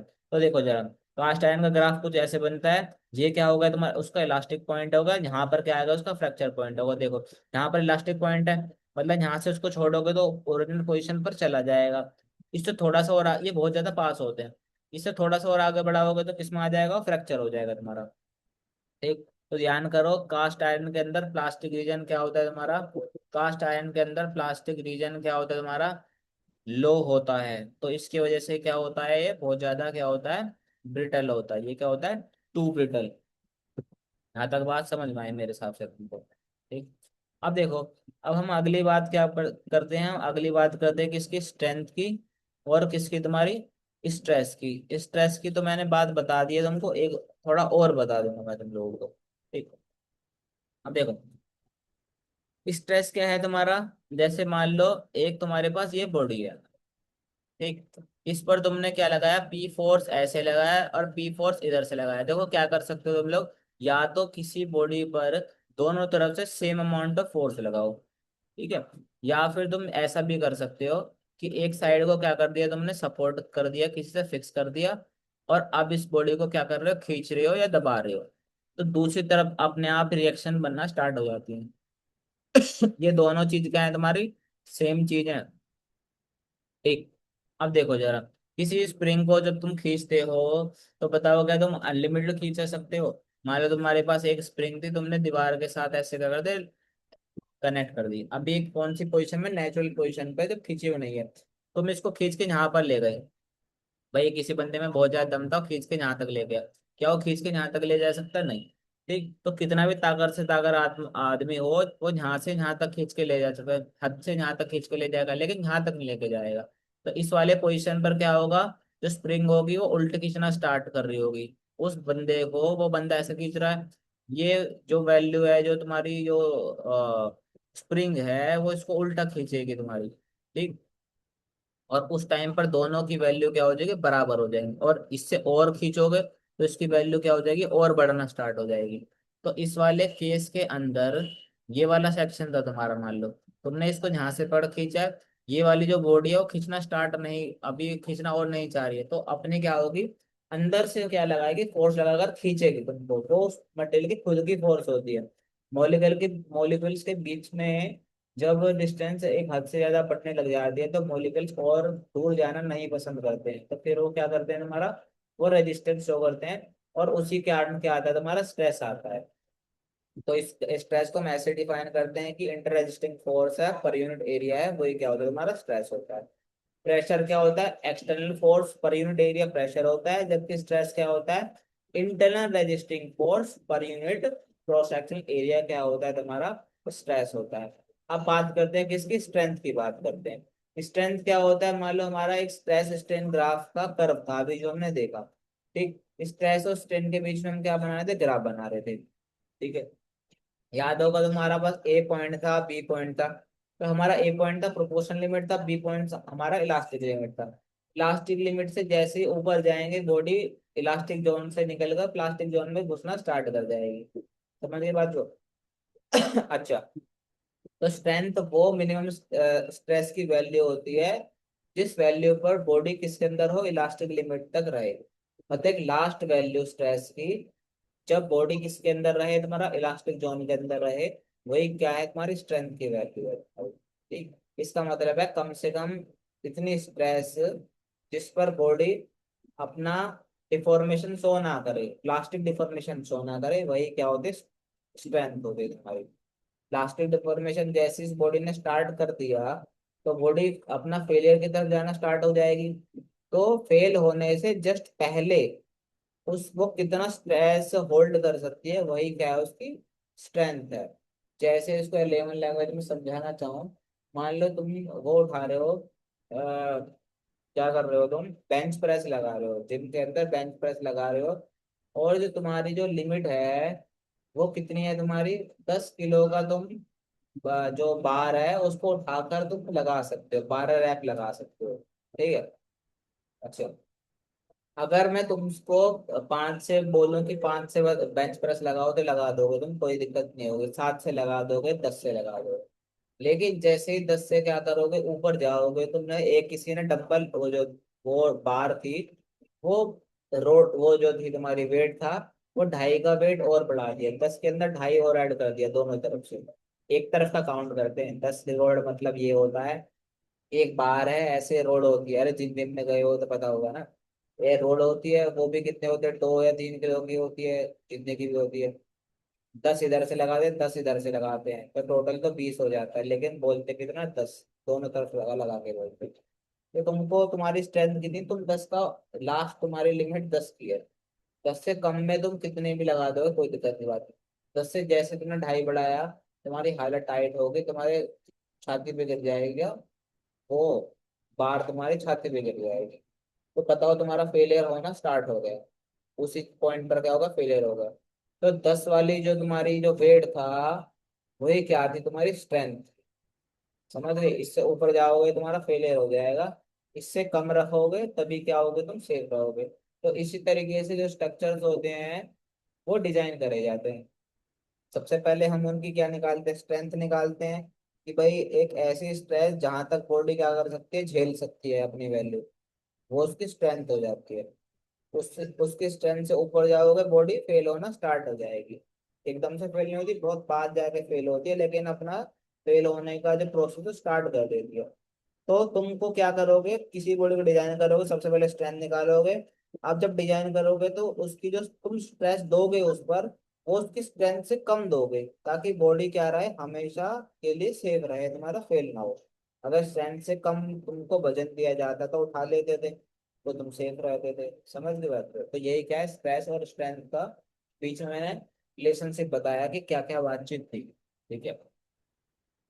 ये वाली वीडियो को मैं 11th क्लास जो भी उसको मैं भेजूंगा। ठीक है। तो पूरा चैप्टर का बहुत अच्छा खासा इसके अंदर कंसेप्ट है।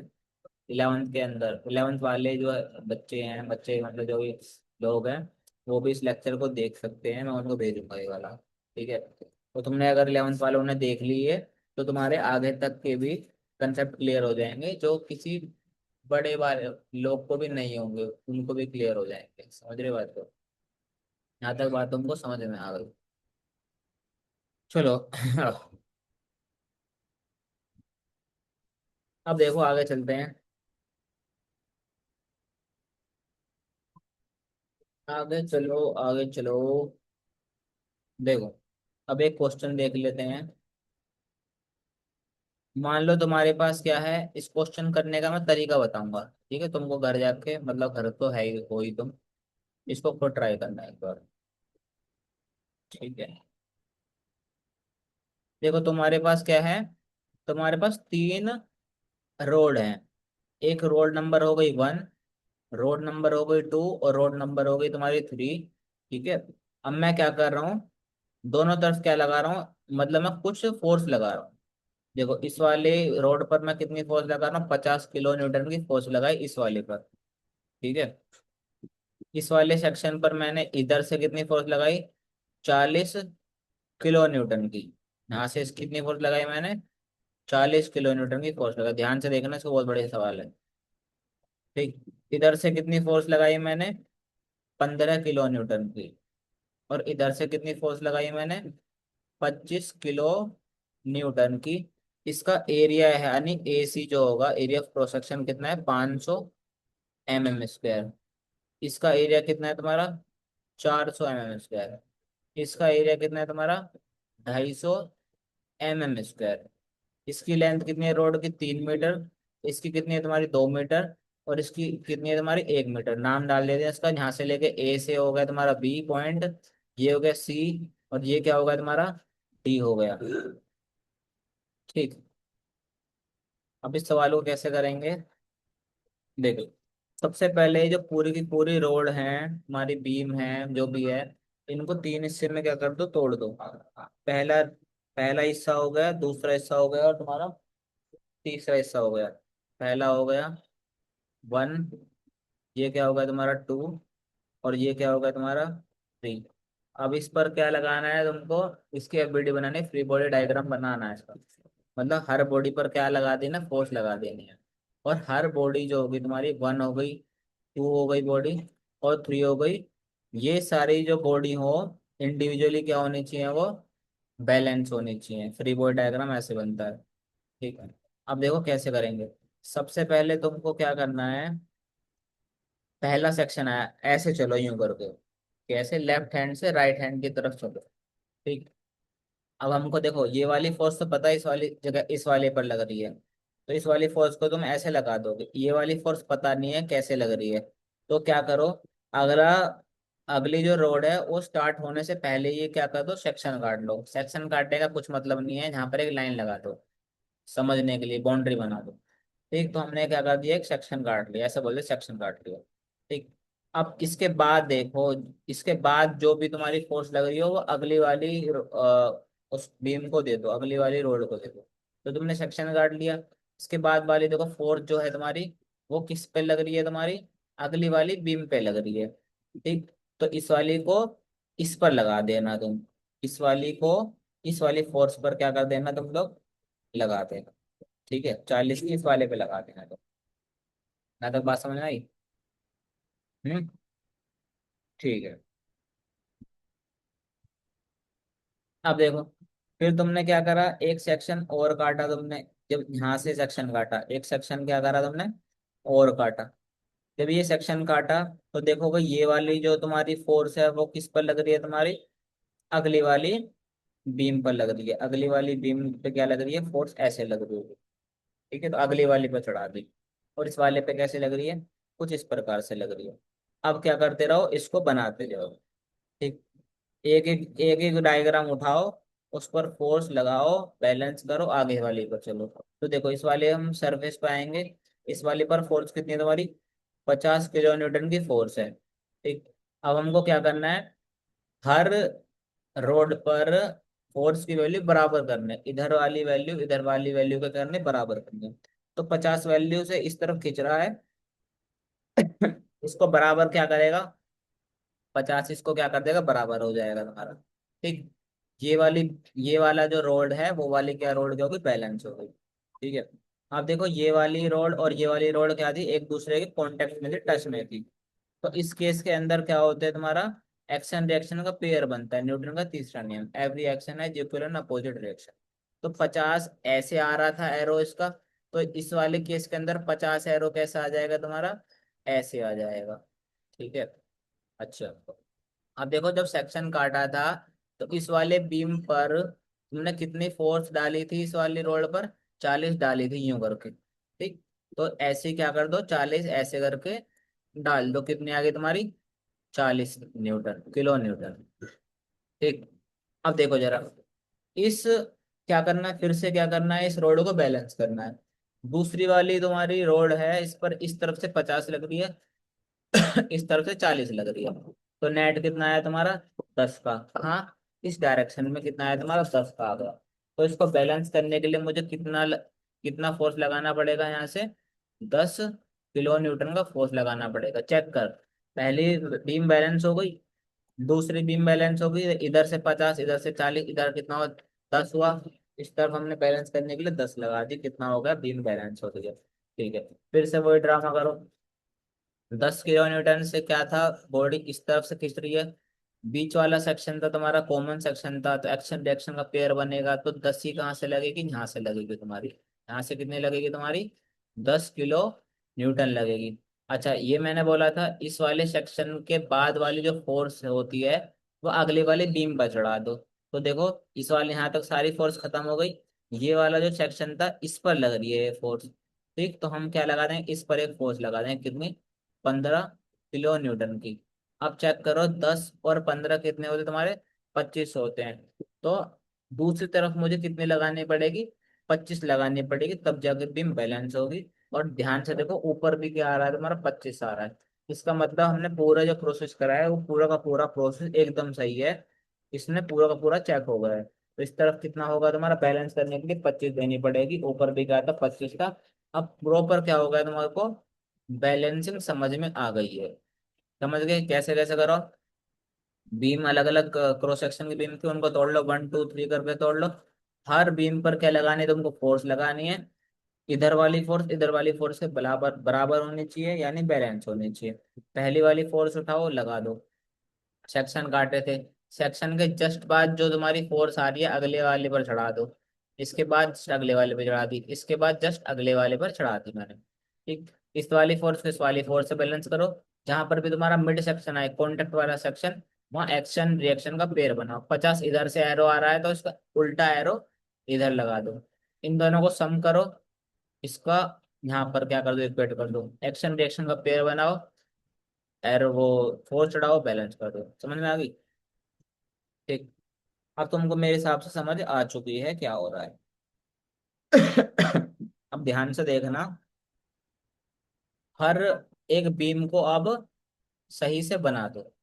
पहली बीम रोड, है ना, बार बार बीम बोल देता हूँ, उसको ध्यान मत दो। 1 2 और 3, ठीक है, 1 हो गया, ये 2 हो गया, ये 3 हो गया। ध्यान दो जरा, ये तुमको देखना है कि बॉडी खिंच रही है कि दब रही है। ये इस तरफ से एरो है, इसका इस तरफ से एरो है, तो बॉडी किसके अंदर होगी तुम्हारी, टेंशन के अंदर होगी। और कितनी फोर्स लग रही है, दोनों तरफ से बराबर फोर्स लगनी होती है तुमको। समझ रहे हो, तभी बॉडी खिंचती है, दबती है, बराबर होनी चाहिए फोर्स।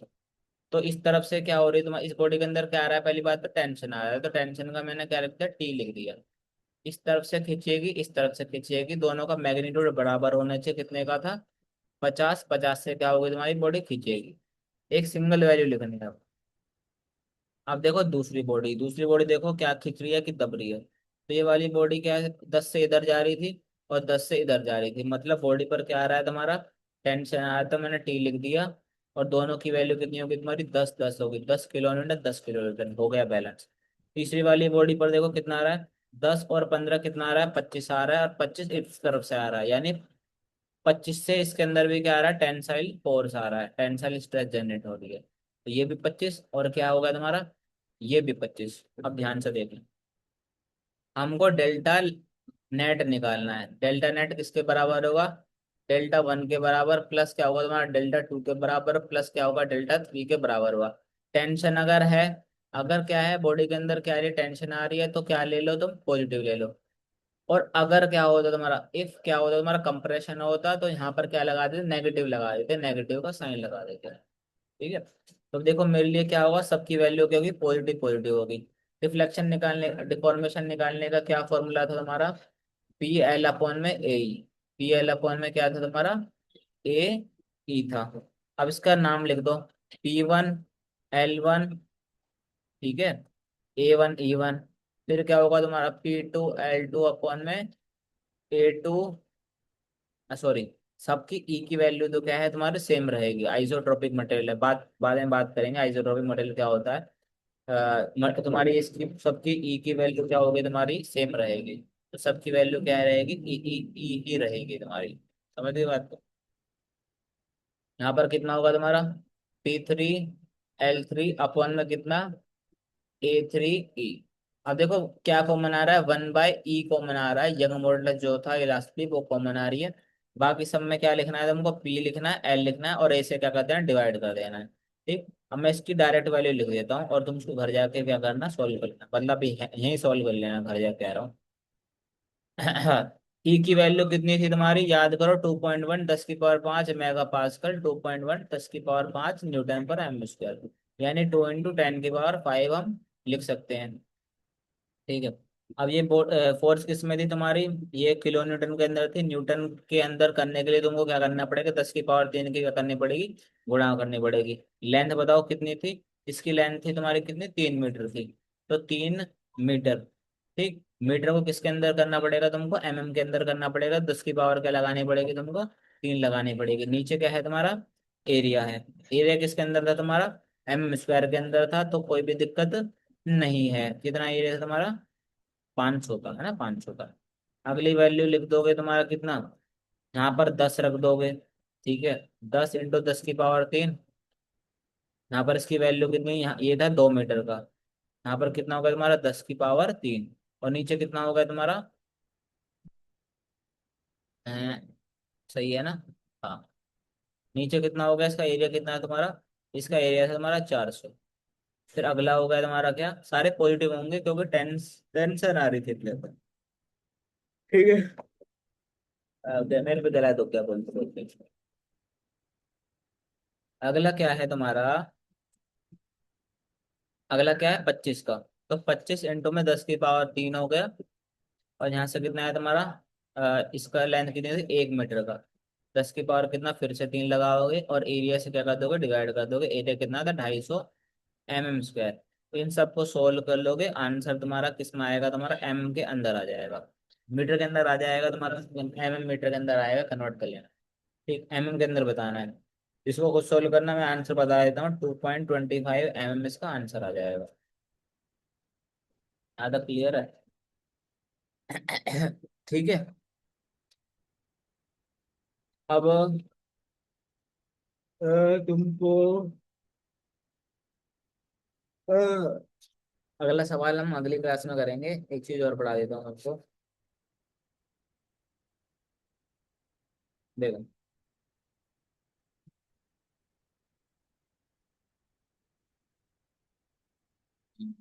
पेज तो है काफी। देखो देखो देखो, अब बात करते हैं किसकी, हम टेंसर क्वांटिटी के बारे में बात करते हैं। कौन सी क्वांटिटी, टेंसर क्वांटिटी। याद करो कौन सी क्लास, 11th क्लास, जब हमने पहली बार किसका नाम सुना था, स्केलर और वेक्टर का नाम सुना था। किसका नाम, स्केलर का और वेक्टर का नाम सुना था। स्केलर कैसी क्वांटिटी होती है, ऐसी क्वांटिटी होती है जिनके पास सिर्फ सिर्फ क्या होती है, मैग्नीट्यूड होती है, इनके पास डायरेक्शन नहीं होती। ठीक, वेक्टर कैसी क्वांटिटी होती है, ये ऐसी क्वांटिटी होती है जिनके पास मैग्नीट्यूड भी होता है और प्लस क्या होती है तुम्हारी, डायरेक्शन भी होती है। ठीक है। अब देखो टेंसर क्वांटिटी कैसे होती है तुम्हारी। टेंसर क्वांटिटी, अगर मैं तुमको ये बताऊं कि ये जो स्केलर है ना, वो भी एक तरह की टेंसर क्वांटिटी है। टेंसर एक तरह समझ लो, एक तरह से क्या है, सबसेट, एक तरह से सेट है। और ये वाली चीजें भी क्या आती हैं, उसके अंदर ही आती हैं। जैसे पहली वाली भी क्या है तुम्हारा, टेंसर क्वांटिटी है। ठीक है, दूसरी वाली भी क्या है, टेंसर क्वांटिटी है। लेकिन इनकी क्या डिग्री है, बात समझो क्या कह रहा हूँ मैं। पहली वाली भी टेंसर है, दूसरी वाली भी टेंसर है, लेकिन इनकी क्या है, डिग्री के साथ है। जैसे मान लो स्केलर को ही क्या बोलते हैं, 0 डिग्री टेंसर। अरे देखो, स्केलर है, ठीक है, स्केलर जो है उसको क्या बोलेंगे, 0 डिग्री टेंसर, यानी टेंसर की 0 डिग्री होगी, वही क्या होती है, स्केलर हो जाती है। तो स्केलर ही को, स्केलर क्वांटिटी को ही मैं क्या बोल सकता हूँ, स्केलर क्वांटिटी को ही मैं बोल सकता हूँ 0 डिग्री, 0 डिग्री टेंसर। ठीक, यानी टेंसर की जब 0 डिग्री होती है तो स्केलर आती है चीज। ठीक, वेक्टर क्या होती है, वेक्टर होता है फर्स्ट डिग्री ऑफ टेंसर। क्या होगी तुम्हारी, टेंसर की कौन सी डिग्री, फर्स्ट डिग्री ऑफ क्या, टेंसर। टेंसर की पहली डिग्री क्या होती है तुम्हारी, वेक्टर हो जाती है। ठीक, ठीक। और तुम्हारी अब क्या आएगी, तुम्हारी जो टेंसर, जिसको नाम हम टेंसर टेंसर बोल रहे हैं, वो क्या है तुम्हारी, वो सेकंड ऑर्डर टेंसर है तुम्हारी, जिसके बारे में बात करेंगे ना। भाई सारी टेंसर ही थी, ये 0 डिग्री टेंसर, ये फर्स्ट डिग्री टेंसर। तो ये टेंसर जो होगी तुम्हारी, ये क्या होगी, सेकंड डिग्री होगी तुम्हारी। ये होती है तुम्हारी कौन सी, सेकंड डिग्री होती है, जिसके बारे में हम बात कर, जिसको टेंसर बोल देते हैं, वो सेकंड डिग्री क्वांटिटी होती है तुम्हारी। हम्म। अब देखो, टेंसर में अगर तुमको थोड़ा बहुत अगर किसी टीचर ने बताया हो, तो तुमने सुना होगा टेंसर जो क्वांटिटी होती है ऐसी क्वांटिटी होती है जिनकी क्या होती है, मल्टीपल डायरेक्शंस होती हैं। इनकी क्या होती है तुम्हारी, मल्टीपल डायरेक्शंस होती हैं। ठीक। अब देखो जरा, पहला जो स्केलर था उसके अंदर वो क्या थी, 0 डिग्री टेंसर थी, मतलब इसके अंदर डायरेक्शन नहीं होती थी, है ना। अब 0 डिग्री है, ऐसा समझ लो 0 डिग्री है तो डायरेक्शन की वैल्यू 0 हो गई। फर्स्ट डिग्री के अंदर क्या होगी, जो तुम्हारी फैक्टर होता है फर्स्ट डिग्री टेंसर होता था, तो इसके अंदर कितना डायरेक्शन आएगी, एक डायरेक्शन आई। और वेक्टर के अंदर तुम डायरेक्शन एक ही तो बताते थे कि 20 किलोमीटर प्रति घंटे की रफ्तार से नॉर्थ में जा रहा है, ईस्ट में जा रहा है, यही तो था भाई।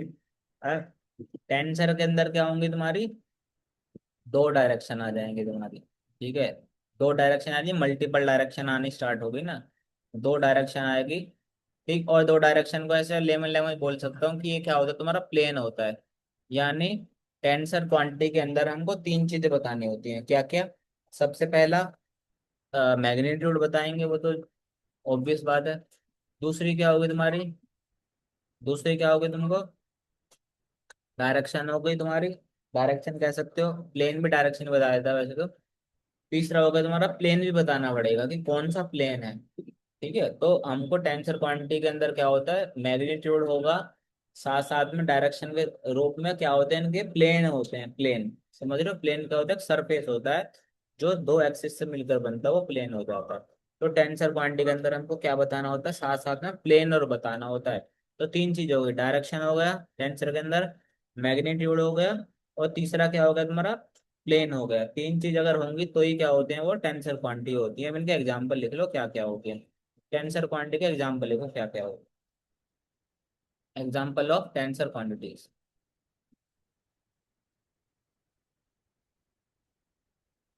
ठीक, देखो सबसे पहला एग्जाम्पल इसका क्या होगा तुम्हारा, स्ट्रेस हो गया। स्ट्रेस भी क्या है, एक तरह की भाई स्ट्रेस ही स्टार्ट होगा अभी पढ़ना, तो ये तो है ही टेंसर। ठीक, स्ट्रेस क्या होगा तुम्हारा, टेंसर हो गया तुम्हारा। मोमेंट ऑफ इनर्शिया क्या होगा तुम्हारा, टेंशन हो गया। एक होता है, एक जैसे मोमेंट ऑफ इनर्शिया होता है, ऐसे ही एक चीज और होती है, पोलर मोमेंट ऑफ इनर्शिया। इसको बाद में पढ़ूंगा कभी, यार दिमाग पे लोड मत डालो, बस ध्यान रख लो, stress, moment of inertia, polar moment of inertia. और दूसरी बात और बताऊं, जब भी तो टेंसर क्वांटिटी होती हैं, इनके नीचे कोई एक वैल्यू नहीं लिखी होती, इनके नीचे दो वैल्यू लिखी होती हैं। मतलब के लिए क्या बताना चाह रहा हूं मैं, जैसे याद करो 11th क्लास, जब तुम लिखते थे मोमेंट ऑफ इनर्शिया, तो नीचे ऐसे लिख देते एक्स एक्स, है कि नहीं, अबाउट एक्स एक्स एक्सिस, ऐसे करके बोला करते थे। तो पहली वैल्यू दूसरी वैल्यू, तुम सोचते थे ऐसे लिख दिया, एक्स एक्स करके लिख दिया, पर ये ऐसे नहीं होता था तुम्हारा। ठीक है, ये ऐसे नहीं होता था तुम्हारा, तो ये कैसे होता था फिर, तो देखो, ये दोनों वैल्यू होती है, इन दोनों की वैल्यू का कुछ ना कुछ क्या होता है, मतलब होता है। ऐसी स्ट्रेस को जो डिनोट करते हैं हम लोग सोम के अंदर, स्ट्रेंथ ऑफ मटेरियल के अंदर वो टाउ से डिनोट करते हैं। डिनोट करने को तो किसी से भी कर दो। ठीक, तो दो चीज आती है, एक तो पहली चीज आएगी तुम्हारी, एक दूसरी चीज आएगी तुम्हारी। तो जो पहली चीज होती है वो क्या बताता है तुम्हारा, वो बताता है क्या, तुम्हारा डायरेक्शन बताता है। पहली वाली क्या बताती है तुम्हारी, डायरेक्शन बताती है तुम्हारा, और दूसरा क्या बताता है तुम्हारा, प्लेन बताता है। ठीक, बताऊंगा तुमको, देखो जब मैं तुमको बताना स्टार्ट करूंगा तब तुमको समझ में आएगा। अभी के लिए समझो, पहली वाली वैल्यू कुछ बताती है, दूसरी वाली वैल्यू भी कुछ बताती है तुम्हारी, समझ गए। इनको ऐसे लिख सकते हैं क्या, तुम्हारा टाउ एक्स एक्स भी लिख सकते हैं, एक्स वाई भी लिख सकते हैं। टाउ एक्स एक्स अलग है, टाउ एक्स एक्स अलग चीज होगी, टाउ एक्स वाई अलग चीज हो जाएगी। समझ गई बात को। अब देखो जरा, मैं तुमको बताता हूँ कि क्या बात कर रहा हूँ। देखो, अब तुमको एक चीज सिखाता हूँ, ध्यान से देखना। हम उठाते हैं किसको, स्ट्रेस को उठाते हैं। स्ट्रेस का सिंबल क्या हो गया तुम्हारा, टाउ हो गया। पहली वाली वैल्यू को हमने लिख दिया आई लिख दिया, दूसरी वाली वैल्यू को हमने क्या लिख दिया, जे लिख दिया। पहली वाली वैल्यू क्या करती है तुम्हारी, एरिया वेक्टर को क्या करती है, बताती है। कि पहली वाली वैल्यू क्या बताती है, एरिया वेक्टर बताती है। अभी दिमाग पे ज्यादा लोड मत डालना कि एरिया वेक्टर क्या होता है, अभी बताऊंगा, ध्यान से सुनना, समझ में आ जाएगा। पहली वैल्यू क्या होती है, एरिया वेक्टर बताती है। ठीक, और दूसरी वाली जो वैल्यू होती है वो क्या बताती है, जो एरो है, जो भी तुम्हारा स्ट्रेस है, स्ट्रेस जब लगाते हो तो एरो से लगाते हो ना, एक बॉडी हो गई उसमें एरो बनाते हो ऐसे करके, तो यही तो स्ट्रेस की डायरेक्शन होती है। तो जो भी तुम्हारा एरो होगा, एरो की डायरेक्शन बताता है, क्या बताता है, एरो की डायरेक्शन बताता है। तो दो चीजें, एक तो एरिया वेक्टर की डायरेक्शन बता देगा और दूसरा क्या है, एरो की डायरेक्शन बता देगा। समझ गए बात को। अब देखो जरा, ये हमको पता है तीन चीजें होती हैं, एक्स एक्सिस, ऊपर होगी तुम्हारी वाई हो गई, और इधर क्या होगा तुम्हारा प्लेन के अंदर घुसती हुई क्या होगी, जेड होगी। अब मैं क्या बना रहा हूँ, एक क्यूब बना रहा हूँ। क्या बना रहा हूँ, एक क्यूब बना दे रहा हूँ। ऐसे करके क्या बना दिया मैंने, एक क्यूब बना दिया। ठीक है।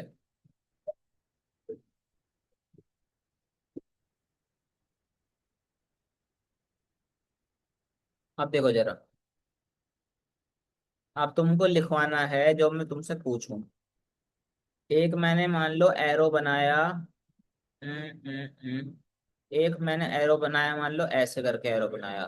ठीक है। एक एरो बनाया मैंने, ऐसे बनाया। ठीक। एक एरो बनाया मैंने, ऐसे करके यूं बना दिया। ठीक है। एक एरो मैंने बना दिया, ऐसे बना दिया। एक एरो मैंने ऐसे बना दिया। ठीक है। अब देखो, ये जो सारे एरो हैं ये क्या है, तुम्हारा स्ट्रेस की वैल्यू है। ये सारी वैल्यू किसकी है, तुम्हारी स्ट्रेस की वैल्यू है। ठीक, ये सब क्या है, तुम्हारा स्ट्रेस की वैल्यू है। स्ट्रेस कितने तरह का होता है, दो तरह का होता है तुम्हारा।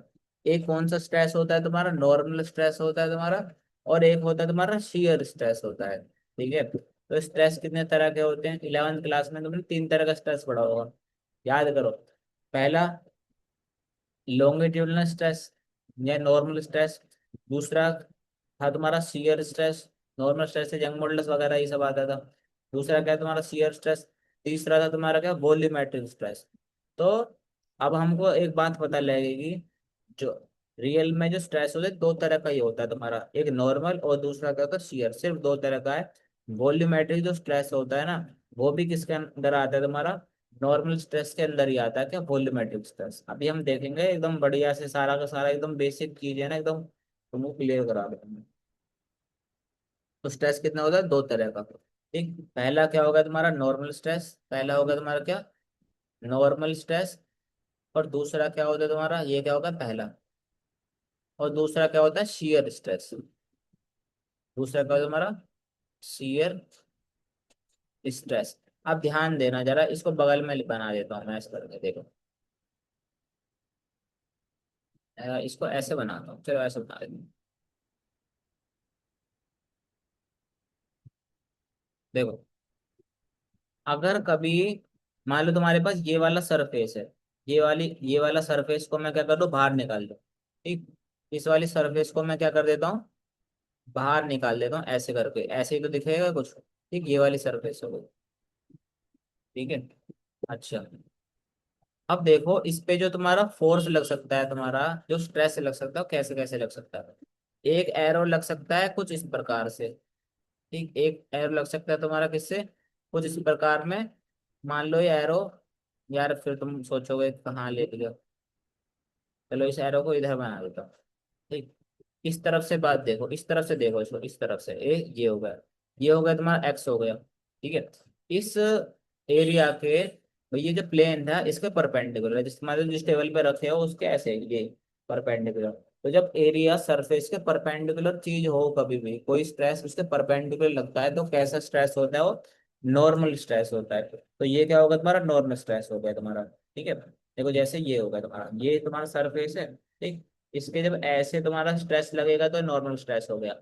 इसके अलावा दो एक्सिस और हैं, इसके अलावा ये क्या हो गया तुम्हारी, इसको मान लो एक्स मान लो, यार इसको जेड मान लो, कुछ भी मान लो, इसके परपेंडिकुलर वाले को मैंने एक्स मान लिया, मान लो कुछ भी मान सकते हैं। इसको एक्स मान लिया, तो इसको कौन सा वाई मानना पड़ेगा, ऐसे ये वाला। और इसको क्या मानना पड़ेगा, इसको जेड मानना पड़ेगा। ये एक्स हो गया तो ये वाई हो गया तो ये जेड हो गया। तो एक स्ट्रेस तो ऐसे लग गया। बाकी दोनों देखो, बाकी दोनों जो एरो होंगे वो उस पर लेट जाएंगे प्लेन पर, देखो प्लेन पर ऐसे करके क्या हो गए, लेट गए। ठीक, तो हमारे पास देखो एक ही एरो क्या होगा, सीधा ऊपर खड़ा हुआ एरो है तुम्हारा।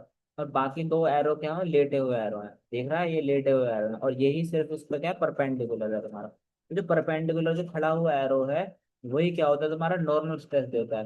और जो लेटे हुए एरो है, यूं करके जा रहा है, इस सरफेस के ऊपर घिस के जा रहा है, यूं करके ऐसे करके जा रहा है, ये इस दोनों एरो कहते हैं शीयर देते हैं। यही क्या देते हैं, शीयर स्ट्रेस की वैल्यू देते हैं। समझते बात को। तो सिर्फ दो ही तरह का हो सकता है, नॉर्मल स्ट्रेस और शीयर स्ट्रेस हो सकता है, और कुछ नहीं हो सकता। ठीक है, समझ गए बात को। ठीक है। तो अब देखो जरा, अब हमको इसकी वैल्यू हमको लिखवानी है कि क्या होगा। अब ये देखो, स्ट्रेस किससे डिनोट करते हैं हम, सिग्मा से हम स्ट्रेस को हम डिनोट करते हैं। पहली वैल्यू, पहली वाली जो वैल्यू अब हमको लिखवानी है नीचे, पहली वैल्यू जो होगा वो क्या बताएगा, तुम्हारा एरिया वेक्टर बताएगा, और दूसरा क्या बताएगा, एरो की डायरेक्शन बताएगा। एरिया वेक्टर सुनो, अब क्या होता है एरिया वेक्टर, ध्यान से भी सुनना। ठीक। मान लो तुम्हारे पास क्या है, एक बॉडी है। मान लो तुम्हारे पास क्या था, क्यूब है, इस केस के अंदर ये फोन है, इसको क्या मान लो, क्यूबॉइड मान लो। क्यूबॉइड का समझते हो, क्यूबॉइड क्या होता है। ठीक। अगर मुझको इसका एरिया वेक्टर निकालना है, ये एरिया वेक्टर किसी प्लेन का निकाला जाता है। तो ध्यान से देखो, अगर इसको मैं क्यूबॉइड मानता हूँ तो कितनी सरफेस होंगी मेरे पास, कितने सरफेस होंगे, 6 सरफेस होंगे। एक, दो, तीन, चार, पांच और छह, यही तो होंगे। अगर मान लो इस मुझे ऊपर वाली, ये दिख रहा है ना आयरन मैन, इस ऊपर वाली सरफेस पर क्या निकालना है मुझे, इस वाली ऊपर वाली सरफेस का एरिया वेक्टर निकालना है। तो मैं कैसे निकालूंगा इसका एरिया वेक्टर, इसका एरिया वेक्टर निकलेगा, इसके ऊपर परपेंडिकुलर एरो रख दो यूं करके। ठीक। और उस एरो की डायरेक्शन बता दो, एक पेन रख दो इसके ऊपर, ऐसे खड़ा कर दो, चिपका दो। ठीक, यही क्या बताएगा, इस ये इसका जो एरो होगा तुम्हारा, प्लेन पर मैंने क्या पेन रख दिया, इसका एरो ही क्या बताएगा, एरिया वेक्टर बताएगा। ठीक। इसका एरिया वेक्टर निकालना है तो इस वाले सरफेस पे ऐसा पेन सीधा रख दो, ये इसका एरिया वेक्टर होगा। इस वाले पर एरिया वेक्टर की डायरेक्ट, इसका एरिया वेक्टर बताना है तो इस पेन रख दो, इस पेन का जो डायरेक्शन होगी वही एरिया वेक्टर की डायरेक्शन होगी। ऐसे ही यहाँ पर रख दो, ऐसे नीचे करना है तो ऐसे रख दो। हमेशा बाहर की तरफ लेते हैं हम, बॉडी तो चौड़ी बॉडी भी हो सकती है, तो बाहर की तरफ जो एरो होगा, अंदर वाला एरो नहीं लेते, बाहर की तरफ वाला एरो। समझ गए बात को। अब देखो जरा, ये वाला जो प्लेन है, अभी देखो किस पे बात चल रही है, इस वाले प्लेन पर बात चल रही है। मुझे निकालना इस वाले एरो, मतलब इसका स्ट्रेस की वैल्यू निकालनी है। पहली वाली वैल्यू क्या होती है तुम्हारी, एरिया, जो भी तुम्हारा प्लेन है, प्लेन की डायरेक्शन। देखो ये प्लेन है, इस पर जब एरो बनाओगे तो इस पर एरो ऐसे ही रखा जाएगा, उसके 9 डिग्री पर भी। तो इसकी डायरेक्शन देखो किस में आ रही है तुम्हारा, ध्यान से देखो, ऊपर क्या है, एक्स लिखा है। तो ऊपर वाला, इसकी जो प्लेन की डायरेक्शन है वो क्या है, एक्स आ गई तुम्हारी। ठीक। तुमने प्लेन की डायरेक्शन बताई है अभी। ठीक। ये जो एरो है, इस वाला जो, ये जो एरो है जिस वाले प्लेन पर चढ़ा हुआ है, ये वाला एरो चेक करो किस वाले प्लेन पर, ध्यान सुनो। ये वाला एरो किस वाले प्लेन पर है, इस वाले प्लेन पर है। उस प्लेन की डायरेक्शन क्या होगी, ऐसे होगी। अरे उसका मुंह जिस तरफ देख रहा है वो एक्स में देख रहा है तो एक्स हो गया। दूसरे वाला देखो, दूसरा क्या देखना है तुमको, अब देखना है तुमको एरो की डायरेक्शन देखनी है क्या होगी। अब एरो की पहले प्लेन की डायरेक्शन देखी, अब एरो की डायरेक्शन देखनी है। एरो कहाँ जा रहा है, ये भी एक्स में जा रहा है, तो देखो इसके लिए वैल्यू क्या होगी, x x x, x x हो गई सारी। समझे? अच्छा, आप देखो अगला जो होगा, इस वाले एरो के बारे में बात बताओ।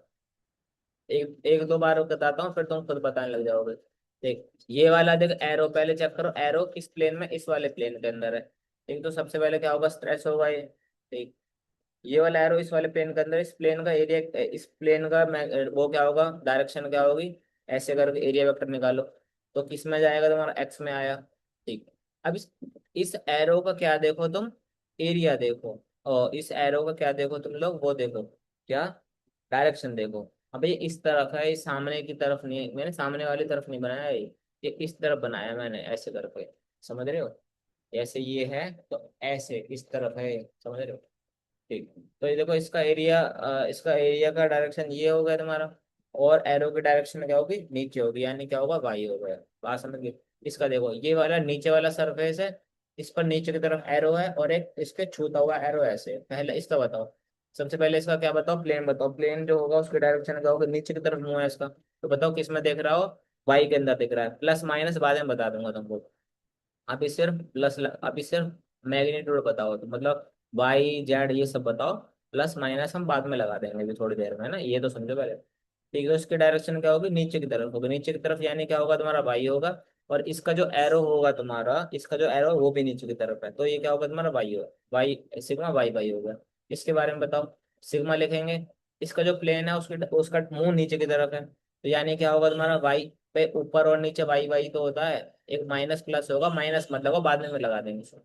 ठीक। इसकी डायरेक्शन क्या होगी तुम्हारी, एरो की डायरेक्शन होगी एक्स की डायरेक्शन में, तो एक्स वाई हो गई। इसका फटाफट से बताओ जरा। इसका जो तुम्हारा एरिया है उसकी डायरेक्शन क्या है तुम्हारा, उसकी डायरेक्शन है तुम्हारी किसकी, एक्स की डायरेक्शन है, तो प्लेन के पहले प्लेन की डायरेक्शन बता दी। एरो की डायरेक्शन किसमें, वाई के अंदर। समझ गई बात, देखो।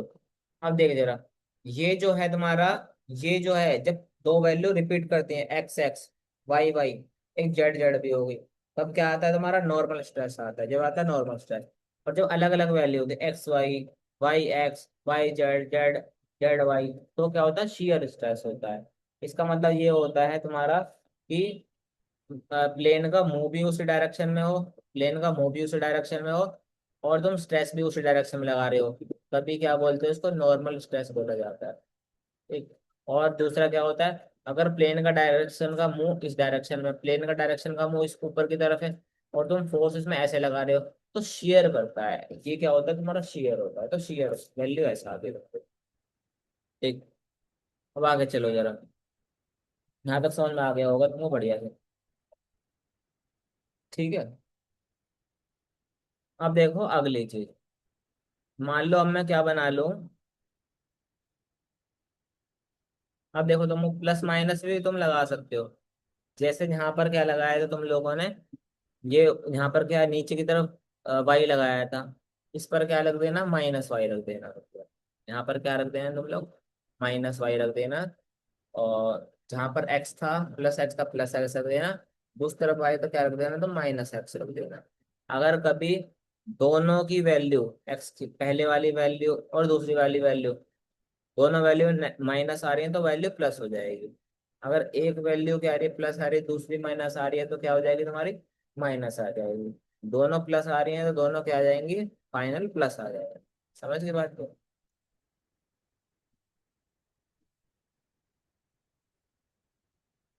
अगली चीज देखो, अब क्या करते हैं, इक्वालिटी ऑफ स्ट्रेसेस। अगला टॉपिक है तुम्हारा क्या,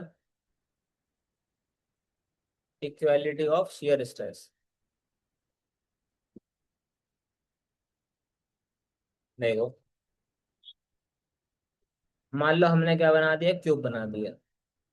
मान लो हमने क्या बनाया, एक क्यूब बनाया, और क्यूब बनाने के बाद हमने, भाई ये हमारा पास क्यूब है। ठीक।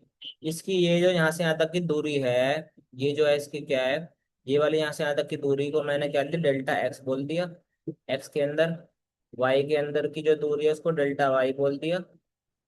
और इसके अंदर की जो दूरी है यहाँ से लेके यहाँ तक की जो दूरी है उसको मैंने क्या बोल दिया, डेल्टा जेड बोल दिया। ठीक।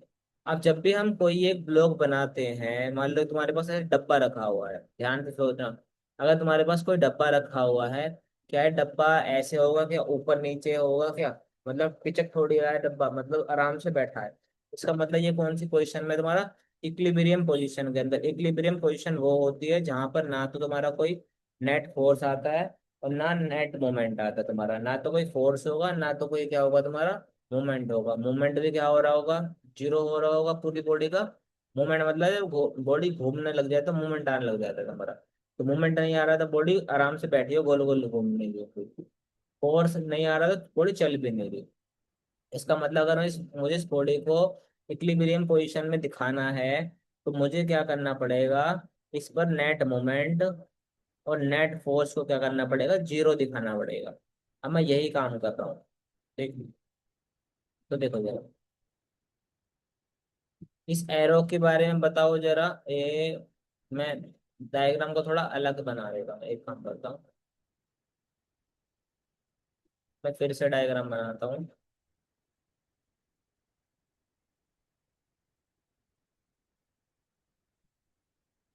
ऐसे बनाओ डायग्राम।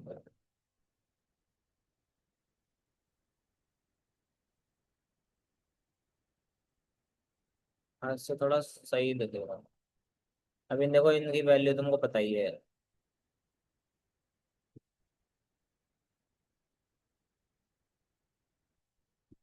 इसकी वैल्यू कितनी थी हमारी, डेल्टा एक्स थी। इसकी वैल्यू कितनी थी तुम्हारी, इसकी वैल्यू कितनी थी, डेल्टा वाई थी। और इसकी वैल्यू कितनी थी तुम्हारी, ये वाली वैल्यू कितनी थी, डेल्टा जेड थी। समझ गए ना बात को। ठीक है। अब देखो मुझे क्या करना है, तुम ये जो एरो बताए थे, मान लो इस वाले एरो को देखो जरा, इस वाले एरो को देखो और इसका साइन लिखवाओ। ठीक है। अब देखो जरा, एक ये शियर स्ट्रेस है, देख प्लेन पे रगड़ के जा रहा है कोई, ये प्लेन है मेरा, ये वाला प्लेन है। उसके ऊपर एरो इसके चिपट के जा रहा है, उसके पैरेलल जा रहा है, प्लेन के पैरेलल जा रहा है, तो शियर स्ट्रेस आ रहा है तुम्हारा। शियर स्ट्रेस नॉर्मल स्ट्रेस नहीं है, शियर स्ट्रेस है, यानी क्या होगा, सिग्मा होगी। इसकी जरा वैल्यू बता सकते हो क्या होगी तुम्हारी। इसका प्लेन क्या होगा, इसका प्लेन मूव किसमें होगा तुम्हारा, एक्स, एक्स में। अबे यार ये एक्स हो गया, ये वाई हो गया, जेड हो गया, तो इसका प्लेन का मूव किसमें होगा तुम्हारा, एक्स के अंदर होगा। एक तो पहली वैल्यू क्या आ गई तुम्हारी, एक्स आ गई। दूसरी वाली वैल्यू बताओ क्या क्या देखे, एरो का डायरेक्शन देखना है तुमको। एरो का डायरेक्शन ऊपर की तरफ है, तो क्या लगाऊंगा मैं, वाई लगा दूंगा। ठीक है। अब देखो ये शियर स्ट्रेस ऊपर की तरफ आ रहा है, तो दूसरे बक्से पर दूसरी साइड में सेम वैल्यू जो होगी तुम्हारी, वो क्या आएगी, नीचे की तरफ आएगी। तभी बॉडी देखो, फोर्स अभी तो बैलेंस होगी। ऐसे वाली फोर्स को, ऐसे वाली फोर्स को ऐसे वाली फोर्स क्या कर देगी, बैलेंस कर देगी। तो सिग्मा एक्स वाई है, तो सिग्मा क्या होगा, ये टाउ। तो इसको कैसे लिखो, टाउ से लिखो, टाउ क्या शियर स्ट्रेस था ना टाउ। तो टाउ क्या है तुम्हारा, शियर स्ट्रेस है, टाउ एक्स वाई। तो नीचे भी क्या होगा तुम्हारा, टाउ एक्स वाई, यही क्या होगा, नीचे हो जाएगा। अब बैलेंस हो गया। ठीक है। अब देखो, अब मैं इस वाले फेस पर लगाऊं एक एरो, ऐसे लगाऊं, इसका बताओ वैल्यू कैसे लिखी जाएगी। पहला वाला प्लेन का डायरेक्ट, प्लेन के डायरेक्शन ऊपर की तरफ मुंह है इसका, तो क्या आएगा, वाई आएगा। इसकी डायरेक्शन किसके अंदर, एक्स में, तो टाउ वाई एक्स हो गया तुम्हारा। ये इसकी डायरेक्शन ऐसे है, तो इसकी डायरेक्शन मुझे कैसे देनी पड़ेगी, ऐसे देनी पड़ेगी। इसकी वैल्यू कितनी है, टाउ वाई एक्स, इसकी वैल्यू आ जाएगी तुम्हारी। समझ गई बात को। ठीक है। ठीक है। अब देखो, इसमें देखो नेट फोर्स तो कितनी है तुम्हारी, नेट फोर्स तो जीरो निकल रही है तुम्हारी। नेट फोर्स तो जीरो निकल रही है। मुझे नेट मोमेंट और जीरो रखवाना है। जैसे ही नेट मोमेंट जीरो रखवाऊंगा, मुझे एक बढ़िया चीज पता लगेगी जो आगे काम आएगी, एक एक एक कंक्लूजन पता लगेगी जो आगे हमेशा हमको काम देगी। ठीक, तो अभी मैंने नेट फोर्स जीरो कर, देखो ये वाली फोर्स, ये वाली फोर्स कैंसिल, ये वाली फोर्स, ये वाली फोर्स कैंसिल। अभी मोमेंट जीरो करना है मेरे को। ठीक, तो देखो मैंने इस वाले पॉइंट को ले लेता हूँ, इस वाले पॉइंट को ले लो, और इस पॉइंट के अलोंग मैं क्या कर दूँ, मोमेंट को जीरो बराबर पुट कर दूँ। मोमेंट कैसे निकालते हैं, फोर्स को डिस्टेंस से गुणा कर दो। फोर्स को डिस्टेंस से क्या कर दो, गुणा कर दो, तुमको मोमेंट पता लग जाएगा। ठीक, तो इसी बॉडी को मैं किसे बनाता हूँ, टू डी में बना लेता हूँ। इसी बॉडी को मैं किसे बना देता हूँ, टू डी के अंदर बनाता हूँ। और अब मैं क्या करता हूँ, फोर्स की वैल्यू को लिख देता हूँ। तो देखो ये शियर स्ट्रेस था तुम्हारा, तो हम किसकी फॉर्म में लिख रहे हैं, हम फोर्स की फॉर्म में लिख रहे हैं। तो शियर स्ट्रेस था, ये क्या है तुम्हारा, शियर फोर्स हो गई तुम्हारी, F1 नाम दे दिया। तो इधर से कितनी आई थी तुम्हारी, F1 ही आई थी। इस तरफ से क्या है तुम्हारा, F2 नाम दे दिया इसको। तो पलट के इस तरफ से क्या लगेगी तुम्हारी, F2 ही लगेगी। इस पॉइंट के अबाउट मुझे क्या करना है इसको, इसके अबाउट मोमेंट की वैल्यू क्या करनी है, जीरो करनी है। तो क्या करना है, summation of moment about Z axis क्या करनी है मेरे को। तो ये क्या है, ऐसे जा रहा होगा, मतलब ऐसे घुसा के, और फिर समझ रहे हो ना, मोमेंट को हम क्या करते हैं, जीरो के बराबर इक्वेट कर रहे हैं। ठीक, तो देखो ये वाली जो फोर्स है वो तो इसी से क्या कर रहे हैं, पास होके जा रहे हैं, तो ये वाला मोमेंट जनरेट करेंगे। ये वाली फोर्स को देखो जरा। ठीक, तो ये वाली फोर्स जो होगी, इस वाली फोर्स को इस वाली फोर्स से परपेंडिकुलर डिस्टेंस देखो जरा कितना होगा तुम्हारा। यहाँ से यहाँ तक की वैल्यू कितनी, डेल्टा एक्स थी। और यहाँ से यहाँ तक की जो वैल्यू थी तुम्हारी, वो कितनी थी तुम्हारी, ये वाली क्या था तुम्हारा, ये डेल्टा वाई था। समझ गए बात को। अब लिख दो जरा। तो इसकी फोर्स की वैल्यू कितनी है, F1 की वैल्यू कितनी आएगी तुम्हारी। तो मोमेंट कैसे निकालोगे, ये वाली फोर्स, ये वाली फोर्स देखो, इस वाली बॉडी को इस वाले पॉइंट के अलोंग उस बॉडी को ऐसे घुमाएगी, और ये वाली फोर्स इसको ऐसे घुमाएगी। और दोनों घुमा घुमा, ये ऐसे घुमाएगी, ये ऐसे घुमाएगी, और दोनों क्या होंगे, बराबर होंगे। मोमेंट कितना हो जाएगा, जीरो हो जाएगा। तो कैसे करोगे तुम, F1, ये हो गया F1 फोर्स, और बीच का डिस्टेंस यहाँ से लेकर यहाँ तक का डिस्टेंस कितना होगा, डेल्टा एक्स होगा। तो F1 इंटू में डेल्टा एक्स, इसके बराबर होगा तुम्हारा F2 ऐसे है, देखो ये वाली लाइन ऐसे जा रही है फोर्स, और यहाँ से लेके यहाँ तक की दूरी कितनी है तुम्हारी, डेल्टा वाई। तो F2 इंटू में कितना होगा, डेल्टा वाई हो गया। अब F1 की वैल्यू क्या है, कैसे निकालेंगे, हमको शियर स्ट्रेस की वैल्यू बताती, शियर स्ट्रेस से शियर फोर्स निकालनी है। तो यही वाली तो फोर्स थी हमारी, टाउ एक्स वाई थी हमारी। तो टाउ एक्स वाई को कैसे लिख सकते हैं हम लोग, टाउ एक्स वाई को हम कैसे लिख सकते हैं, F1 शियर फोर्स अपन में इसका एरिया, देखो इस वाले का एरिया कितना होगा तुम्हारा, ये तो हो गया तुम्हारा, देखो जेड हो गया, और ये क्या हो गया तुम्हारा, ये वाला लाइन वाई हो गई। तो देखो ये वाला एरिया कितना होगा, ये वाला एरिया कितना होगा तुम्हारा, वाई इंटू में डेल्टा वाई इंटू में delta Z, delta Y into में डेल्टा जेड। तो इसको कैसे लिख सकते हो तुम लोग, F1 को कैसे लिख सकते हो, टाउ एक्स वाई और एरिया। तो F1 की वैल्यू क्या होगी, टाउ एक्स वाई इंटू में एरिया, यानी वाई डेल्टा जेड, और पहले से क्या था, डेल्टा एक्स था। F2 कैसे लिखोगे, F2 को लिखोगे tau Y X, tau Y X, और इसका एरिया लिखोगे, इसका एरिया कितना होगा, देखो ये वाला एरिया, ये वाली लेंथ जेड, और ये वाली लेंथ डेल्टा एक्स। तो डेल्टा एक्स इंटू में कितना होगा, डेल्टा जेड, इसके बराबर ये हो गया तुम्हारा। और अब क्या होगा, डेल्टा वाई लिखोगे।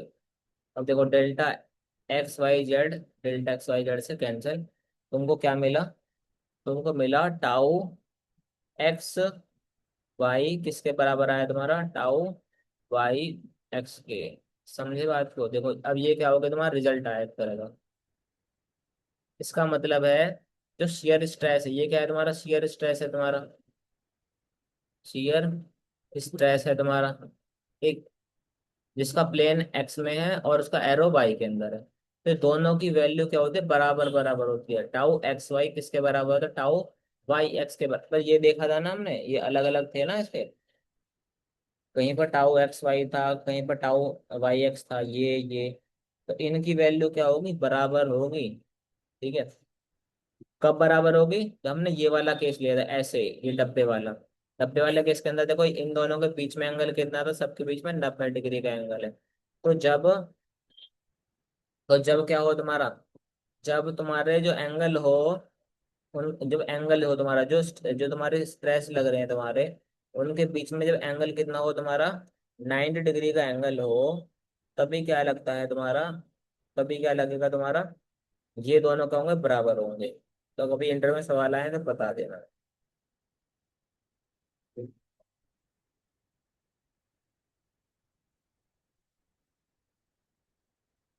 अगला देखो फटाफट से देखो जरा, हम देखेंगे deflection due to self weight of bar. Deflection due to self weight of bar, मतलब हमने क्या कर दिया, बार लटका दिए है, और उस बार के खुद के वजन से उसके अंदर क्या आ रहा है, कितना डिफ्लेक्शन आ रहा है, कितना डिफॉर्मेशन आ रहा है, कितना नीचे की तरफ फैल रहा है, वो हमको निकालना है। अभी जो बार है वो प्रिज्मेटिक होना चाहिए, प्रिज्मेटिक का मतलब है उसका through out the length cross section area क्या हो, कांस्टेंट रहे। तो एरिया घटे बढ़े ना, देखो ये क्या है, प्रिज्मेटिक बार है, इसका देख एरिया इतना है, और पूरी लेंथ जब से चलती जा रही है इसका एरिया क्या हो रहा है, बराबर है हमारा, तो इसको प्रिज्मेटिक बोलते हैं।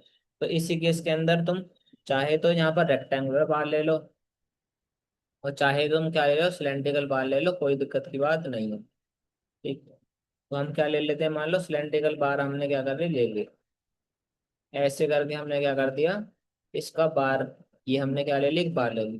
तो देखो दो केस है, पहला केस तो देखो ये हो गया, अगर तुम्हारे ये जो बार है उसको मैं क्या मान लो, इसको मास लेस मान लो, इसको क्या मान लो, अगर मैं वेट लेस मान लो, इसको क्या मान लूं मैं, वेट लेस मान लूं।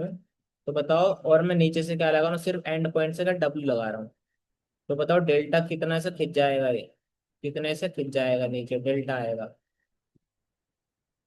तो डेल्टा की वैल्यू कितनी आएगी तुम्हारी, इसकी वैल्यू कितनी होगी तुम्हारी, पी एल अपॉन में ए, यही तो था फॉर्मूला, पी एल अपॉन में ए क्या था तुम्हारा, फॉर्मूला था। ठीक है, पी की जगह कितना तुम्हारा डब्ल्यू है, तो डब्ल्यू एल अपॉन में कितना आएगा, ए आ जाएगा। लेकिन अभी हमारा ये वाला केस नहीं है, हमारे केस के अंदर ये जो बार है वो वेटलेस नहीं है, उसका खुद का भी, उसका खुद का वजन है। तो हम, हमारा WL/में ए ही नहीं आएगा आपकी बार। ठीक है। अब हमारा अब कितना आएगा, हमको यही चीज क्या करनी है, निकालनी है। अब हमारा क्या आ रहा है, इसका खुद का जो वेट होगा तुम्हारा, देखो ध्यान से देखो, इसका जो खुद का वेट होगा। अब तुम सोचो खुद का वेट बीच में आएगा, तुम सोचो कि सेंटर मास लगा दें कि इसका सारा का सारा जो वेट है बीच में लगा दें, तो ऐसा नहीं होगा। देखो जैसे जैसे हम ऊपर की तरफ बढ़ते रहेंगे, वेट की वैल्यू क्या होती रहेगी, बढ़ती रहेगी। भाई इस वाले ही जो सरफेस होगा तुम्हारा, ये कैसे हो गया, ये वाला जो सरफेस होगा तुम्हारा, इस वाले सरफेस पर बताओ, इस वाला सरफेस कितना वेट झेल लेगा, कुछ नहीं, जीरो। इससे ऊपर जब जाओगे, ये वाला जो लाइन होगी तुम्हारी, वो उसके नीचे वाले का वेट उठा रही होगी, ये इससे और ऊपर वाले का वेट उठा रही होगी। और ऊपर वाली जो लाइन होगी, ऊपर वाला जो प्लेन होगा, उस पर सबसे ज्यादा वजन आ रहा होगा। समझ रहे हो? तो वेट की वैल्यू नीचे से ऊपर की तरफ क्या होती है, बढ़ती जा रही है। तो ऊपर की तरफ क्या आएगा, सबसे ज्यादा डिफ्लेक्शन, सबसे ज्यादा लेंथ ऊपर की तरफ बढ़ेगी। टोटल लेंथ तो नीचे से नापोगे, लेकिन सबसे ज्यादा डिफॉर्मेशन ऊपर की तरफ आएगा, और नीचे की तरफ डिफॉर्मेशन क्या होता जाएगा तुम्हारा, कम होता जाएगा। हमको यही चीज निकालनी है। तो देखो नीचे, ऊपर से नीचे की तरफ क्या लग रही है, एक फोर्स लग रही है तुम्हारी। ठीक है। अच्छा, तो एक ऐसे केस में क्या करना होता है, हमको ये देखना होता है कि हमारा फॉर्मूला क्या था, डेल्टा का फॉर्मूला था PL/, में कितना ए। अब तुमको चीज देखनी है, क्या क्या चीज कांस्टेंट है, क्या क्या चीज वेरिएबल है। देखो लेंथ जो है तुम्हारी, वो क्या है तुम्हारी, कांस्टेंट लेंथ। अभी देखो, अभी देख बात करेंगे। एरिया तुम्हारा कांस्टेंट है, ई कांस्टेंट है तुम्हारा। ठीक। पी की वैल्यू क्या होगी तुम्हारी, पी की वैल्यू क्या होगी, और पी की वैल्यू वेरिएबल होगी हमारी, और लेंथ भी क्या होगी हमारी, वेरिएबल होगी। अब क्यों होगी लेंथ की वैल्यू वेरिएबल, वो देखते हैं एक बार। तो जब भी सेल्फ वेट वाले क्वेश्चन आए या फिर कुछ आता है, तो हम क्या करते हैं, इस बॉडी पर हम छोटा सा क्या स्ट्रिप काट लेते हैं। ये देखो मैं छोटी सी क्या कर रहा हूँ, स्ट्रिप काट रहा हूँ। ये अभी दिख तो क्या रही है, बहुत बड़ी रही है, लेकिन ये बहुत क्या होती है, छोटी होती है। इसकी हमने डिस्टेंस कितनी मान ली, यहाँ से यहाँ तक की जो दूरी है, डिस्टेंस कितनी मान ली हमने, x मान लिया। ठीक है। और इसका एरिया कितना मान लिया हम लोगों ने, इसका एरिया क्या होगा तुम्हारा, ए के ही बराबर होगा तुम्हारा इसका एरिया। ठीक। अगर मैं इस वाले स्ट्रिप के, इस वाले स्ट्रिप पर मैं क्या निकाल दूं, मैं इस वाले स्ट्रिप का वो निकाल दूं, डिफ्लेक्शन निकाल दूं, छोटी सी का निकाल दूं। और उसके बाद फिर मैं उसको क्या इंटीग्रेट कर दूं, इंटीग्रेट समेशन सम करना होता है। उसके बाद मैं क्या दूं, इंटीग्रेट कर दूं, यहाँ से लेके यहाँ तक का क्या कर दूं, इंटीग्रेशन कर दूं। तो मुझे पूरी के कारण क्या पता लग जाएगी, पूरे के कारण मुझे पता लग जाएगा डिफ्लेक्शन कितनी होगी। तो जहां पर भी हम स्ट्रिप काटते हैं, जहां से हम काट रहे हैं, जहां से हम स्ट्रिप तक की जो दूरी है, उसकी डिस्टेंस कितनी ले लेंगे, हम x ले लें। ठीक, ये इसकी डिस्टेंस कितनी हो, dx हो गई। अब इस स्ट्रिप के ऊपर हमको क्या निकालना है, डिफ्लेक्शन निकालना है, डिफॉर्मेशन निकालना है, कितना है ये बड़ा। तो कैसे निकालोगे, डेल्टा की वैल्यू कितनी होगी, p। इस वाले टाइम पर जो फोर्स लग रही होगी सेक्शन पर, कितनी लग रही है, p लग रही है। ठीक। पी, नीचे की तरफ पी लग रही होगी, तो थोड़ी सी ऊपर ही है जस्ट, तो ऊपर की तरफ क्या लग रही है, पी से ही लग रही होगी पी। और इसी से बॉडी क्या हो रही हो, खिंच रही होगी तुम्हारी। अपोजिट क्या होंगी, बराबर बराबर होंगे, तभी तो बॉडी खिंचेगी। तो पी रख की वैल्यू रखनी है हमको। ठीक। एल यहाँ से यहाँ तक की दूरी कितनी है इसकी, एक्स है। ए की वैल्यू कितनी है तुम्हारी, ए है। ठीक है। और यहाँ पर क्या होगा तुम्हारा, ई हो गया। ठीक है। अब देखो जरा, पी की वैल्यू हम कैसे निकाल सकते हैं। अगर हम इस वाले को यहाँ पर उठाएं, और इस वाली बॉडी का हम क्या निकालें, मास निकाल लें। तो पी की वैल्यू किसके बराबर होगी, पी क्या होता है, mg के बराबर होगा तुम्हारा। mg क्या होगा, मास, और इनटू में जी की वैल्यू होगी तुम्हारी। ठीक है। तो देखो पी मास क्या होगा, वॉल्यूम इनटू में डेंसिटी, यहाँ पर क्या होगी जी। रो और जी को क्या बोल देते हैं, गामा बोल देते हैं, यूनिट वेट बोल देते हैं। वॉल्यूम कैसे निकालोगे, एरिया इनटू में हाइट। एरिया इसका कितना होगा तुम्हारा, इसका एरिया कितना हो जाएगा तुम्हारा, इसका एरिया कितना है तुम्हारा, क्रॉस सेक्शन एरिया कितना है, ए है। ठीक। और इसकी जो डिस्टेंस कितनी है भाई, हमको ये वाला वॉल्यूम निकालना है। ये तो एरिया कितना हो गया, हाँ, ये तो एरिया ए हो गया। और ये क्या होगा तुम्हारा, डिस्टेंस क्या हो गया तुम्हारा, एक्स हो गया। तो हमको वॉल्यूम पता लगे, एरिया इंटू में डिस्टेंस क्या हो गया, वॉल्यूम हो गया। तो ए इंटू में डी एक्स हो गया। ये क्या होगा तुम्हारा रो, ये क्या होगा, यहाँ पूरे को उसको मैं गामा लिख दिया। तो पी की वैल्यू कितनी आ गई, इतनी आ गई। ठीक है, अब रख दो इसको। तो डेल्टा निकालना हो किसका, तुम्हारा स्ट्रिप का डेल्टा निकालना हो। पी की जगह रख दो ए एक्स, यहाँ पर क्या आया डी एक्स, और ये गया गामा, और नीचे कितना है तुम्हारा ए ई। ए से ए कैंसिल हो गया तुम्हारा, क्या बचा, gamma X D X upon में ई। तो डेल्टा किसका है तुम्हारा, ये रो बना दिया मैंने। डेल्टा किसका है तुम्हारा, स्ट्रिप का है तुम्हारा कितना, X D X gamma X D X upon में E, gamma X D X upon में कितना ए। अब मुझे करना है इंटीग्रेट करना है, जीरो से लेके एल तक इंटीग्रेट करना है, क्योंकि एक्स की लिमिट कहाँ थी, जीरो से लेके एक्स तक, डी एक्स तक एक्स थी। फुल कर दूंगा तो मुझे पूरी वैल्यू पता लग जाएगी। एक्स डी एक्स का इंटीग्रेशन कितना होता है, एक्स की पावर 2/2। ठीक, यहाँ पर कितना गामा, यहाँ पर कितना है तुम्हारा ई। वैल्यू कहाँ से कहाँ तक जानी है तुमको, जीरो से एल तक जानी है। फाइनल इंटीग्रेशन का आंसर कितना आएगा, गामा एल स्क्वायर अपॉन में 2 ई। कितना है तुम्हारा, गामा एल स्क्वायर अपॉन में 2 ई। तो डेल्टा किसका था तुम्हारा, ये पूरी किसका, अब तो पूरा किसका आ गया तुम्हारा, रोड का आ गया। पूरे रोड का कितना है, गामा एल स्क्वायर अपॉन में कितना 2 ई, गामा एल स्क्वायर अपॉन में 2 ई। अगर मुझे किसके टर्म्स में देखना है, वेट के टर्म्स में देखना है, ये चीज ध्यान रखना है। इसका गामा कितना आता है तुम्हारा, इसका डेल्टा कितना आता है, गामा एल स्क्वायर अपॉन 2 ई। अगर मुझे इन टर्म्स ऑफ वेट देखना है, अगर क्या देखना है, in terms of weight, in terms of क्या देखना है, वेट देखना है, तो कैसे देखेंगे। गामा क्या होता है तुम्हारा, गामा क्या होता है तुम्हारा, या ऐसे देखो जरा, वेट क्या होगा तुम्हारा, वेट क्या होता है तुम्हारा, एम जी के बराबर होगा तुम्हारा। ठीक है, वेट क्या होगा, एम जी के बराबर होगा। अब मास कितना होगा तुम्हारा, वॉल्यूम इंटू में डेंसिटी इंटू में जी। वॉल्यूम कैसे लिखोगे, एरिया इंटू में कितना, एरिया इंटू में हाइट इंटू में रो इंटू में जी। हम्म, एरिया ये हो गया तुम्हारा, हाइट तो तुम्हारी ये हो गई तुम्हारी। इसकी अच्छा, इसकी हाइट, इसकी वो कितनी है तुम्हारी, इसकी हाइट कितनी थी तुम्हारी, इसकी हाइट तो एल थी ना। तो इसकी हाइट कितना रख दो, एल रख दो, ए एल रो और जी, ये का डब्ल्यू हो गया तुम्हारा। अच्छा गामा, गामा की टर्म्स में रख लेते हैं, काम करो गामा के टर्म्स में रखो, इसको गामा कर दो। इस रो जी को क्या कर दो, गामा रख दो, तभी तो गामा की वैल्यू पुट करेंगे। इसको रख दो क्या, गामा। अब यहाँ से गामा की वैल्यू निकालो। गामा का value I W L upon में ए एल। ठीक है, इसको यहाँ पर क्या कर दो, पुट कर दो। तो गामा की जगह कितना होगा तुम्हारा, डेल्टा इक्वल टू क्या होगा तुम्हारा, डब्ल्यू एल स्क्वायर अपॉन में कितना, ए एल, और यहाँ पर क्या होगा 2 ई।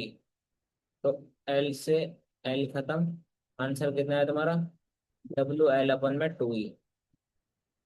तो इसके लिए डेल्टा की वैल्यू कितनी होती है तुम्हारी, डब्ल्यू एल अपन में 2 ई। तो क्या क्या चीज पढ़ी एक बार फटाफट से देखते हैं।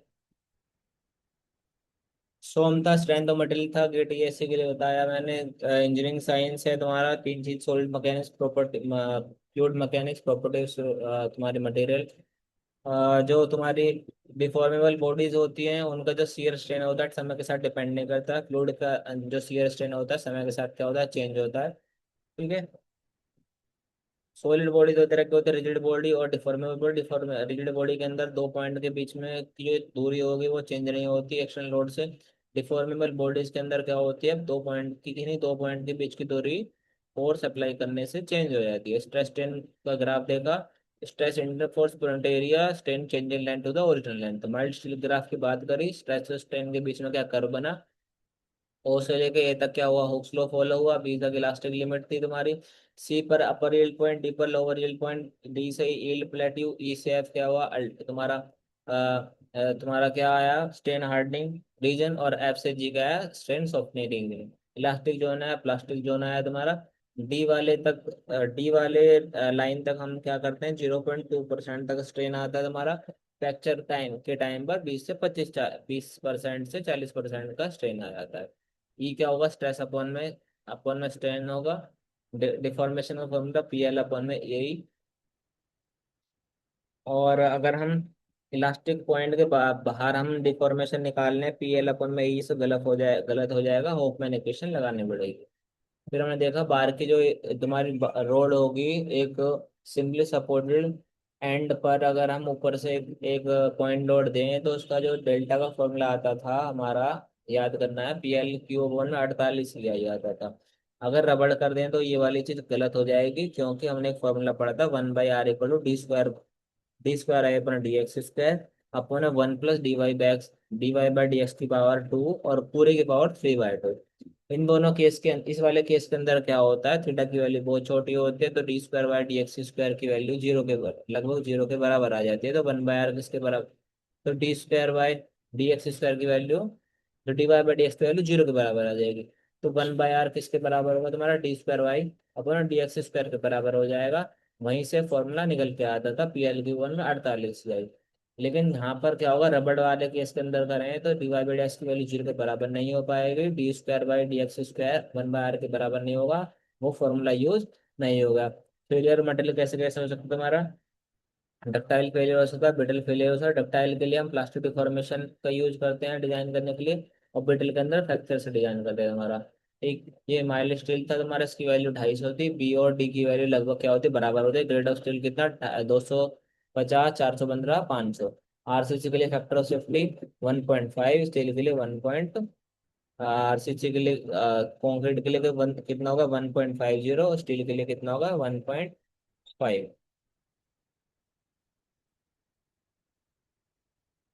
एक चीज गलत लिख दी मैंने, यहाँ पर कितना होता है 1.15 होगा तुम्हारा। ठीक है, कॉन्क्रीट का कितना होगा तुम्हारा 1.5, उसका हो गया तुम्हारा, कॉन्क्रीट का हो गया यानी 1.50 आ गया, और स्टील का कितना होता है 1.15 होता है तुम्हारा। ठीक, हमने कास्ट आयरन देखा, इलास्टिक पॉइंट और फ्रैक्चर पॉइंट पास पास में होता है तुम्हारा। स्ट्रेंथ और स्ट्रेस देखा, स्ट्रेंथ मैक्सिमम वैल्यू होती है जब बॉडी तुम्हारा प्लास्टिक डिफॉर्म ना कर पाए, वो उसकी स्ट्रेंथ होती है। स्ट्रेस हमने देखा, ये हमने सवाल देखा, दोनों तीनों ब्लॉकों को तोड़ना है जितने ब्लॉक आए। और सब पर क्या है, सबकी नेट फोर्स क्या कर देनी है, जीरो कर देनी है।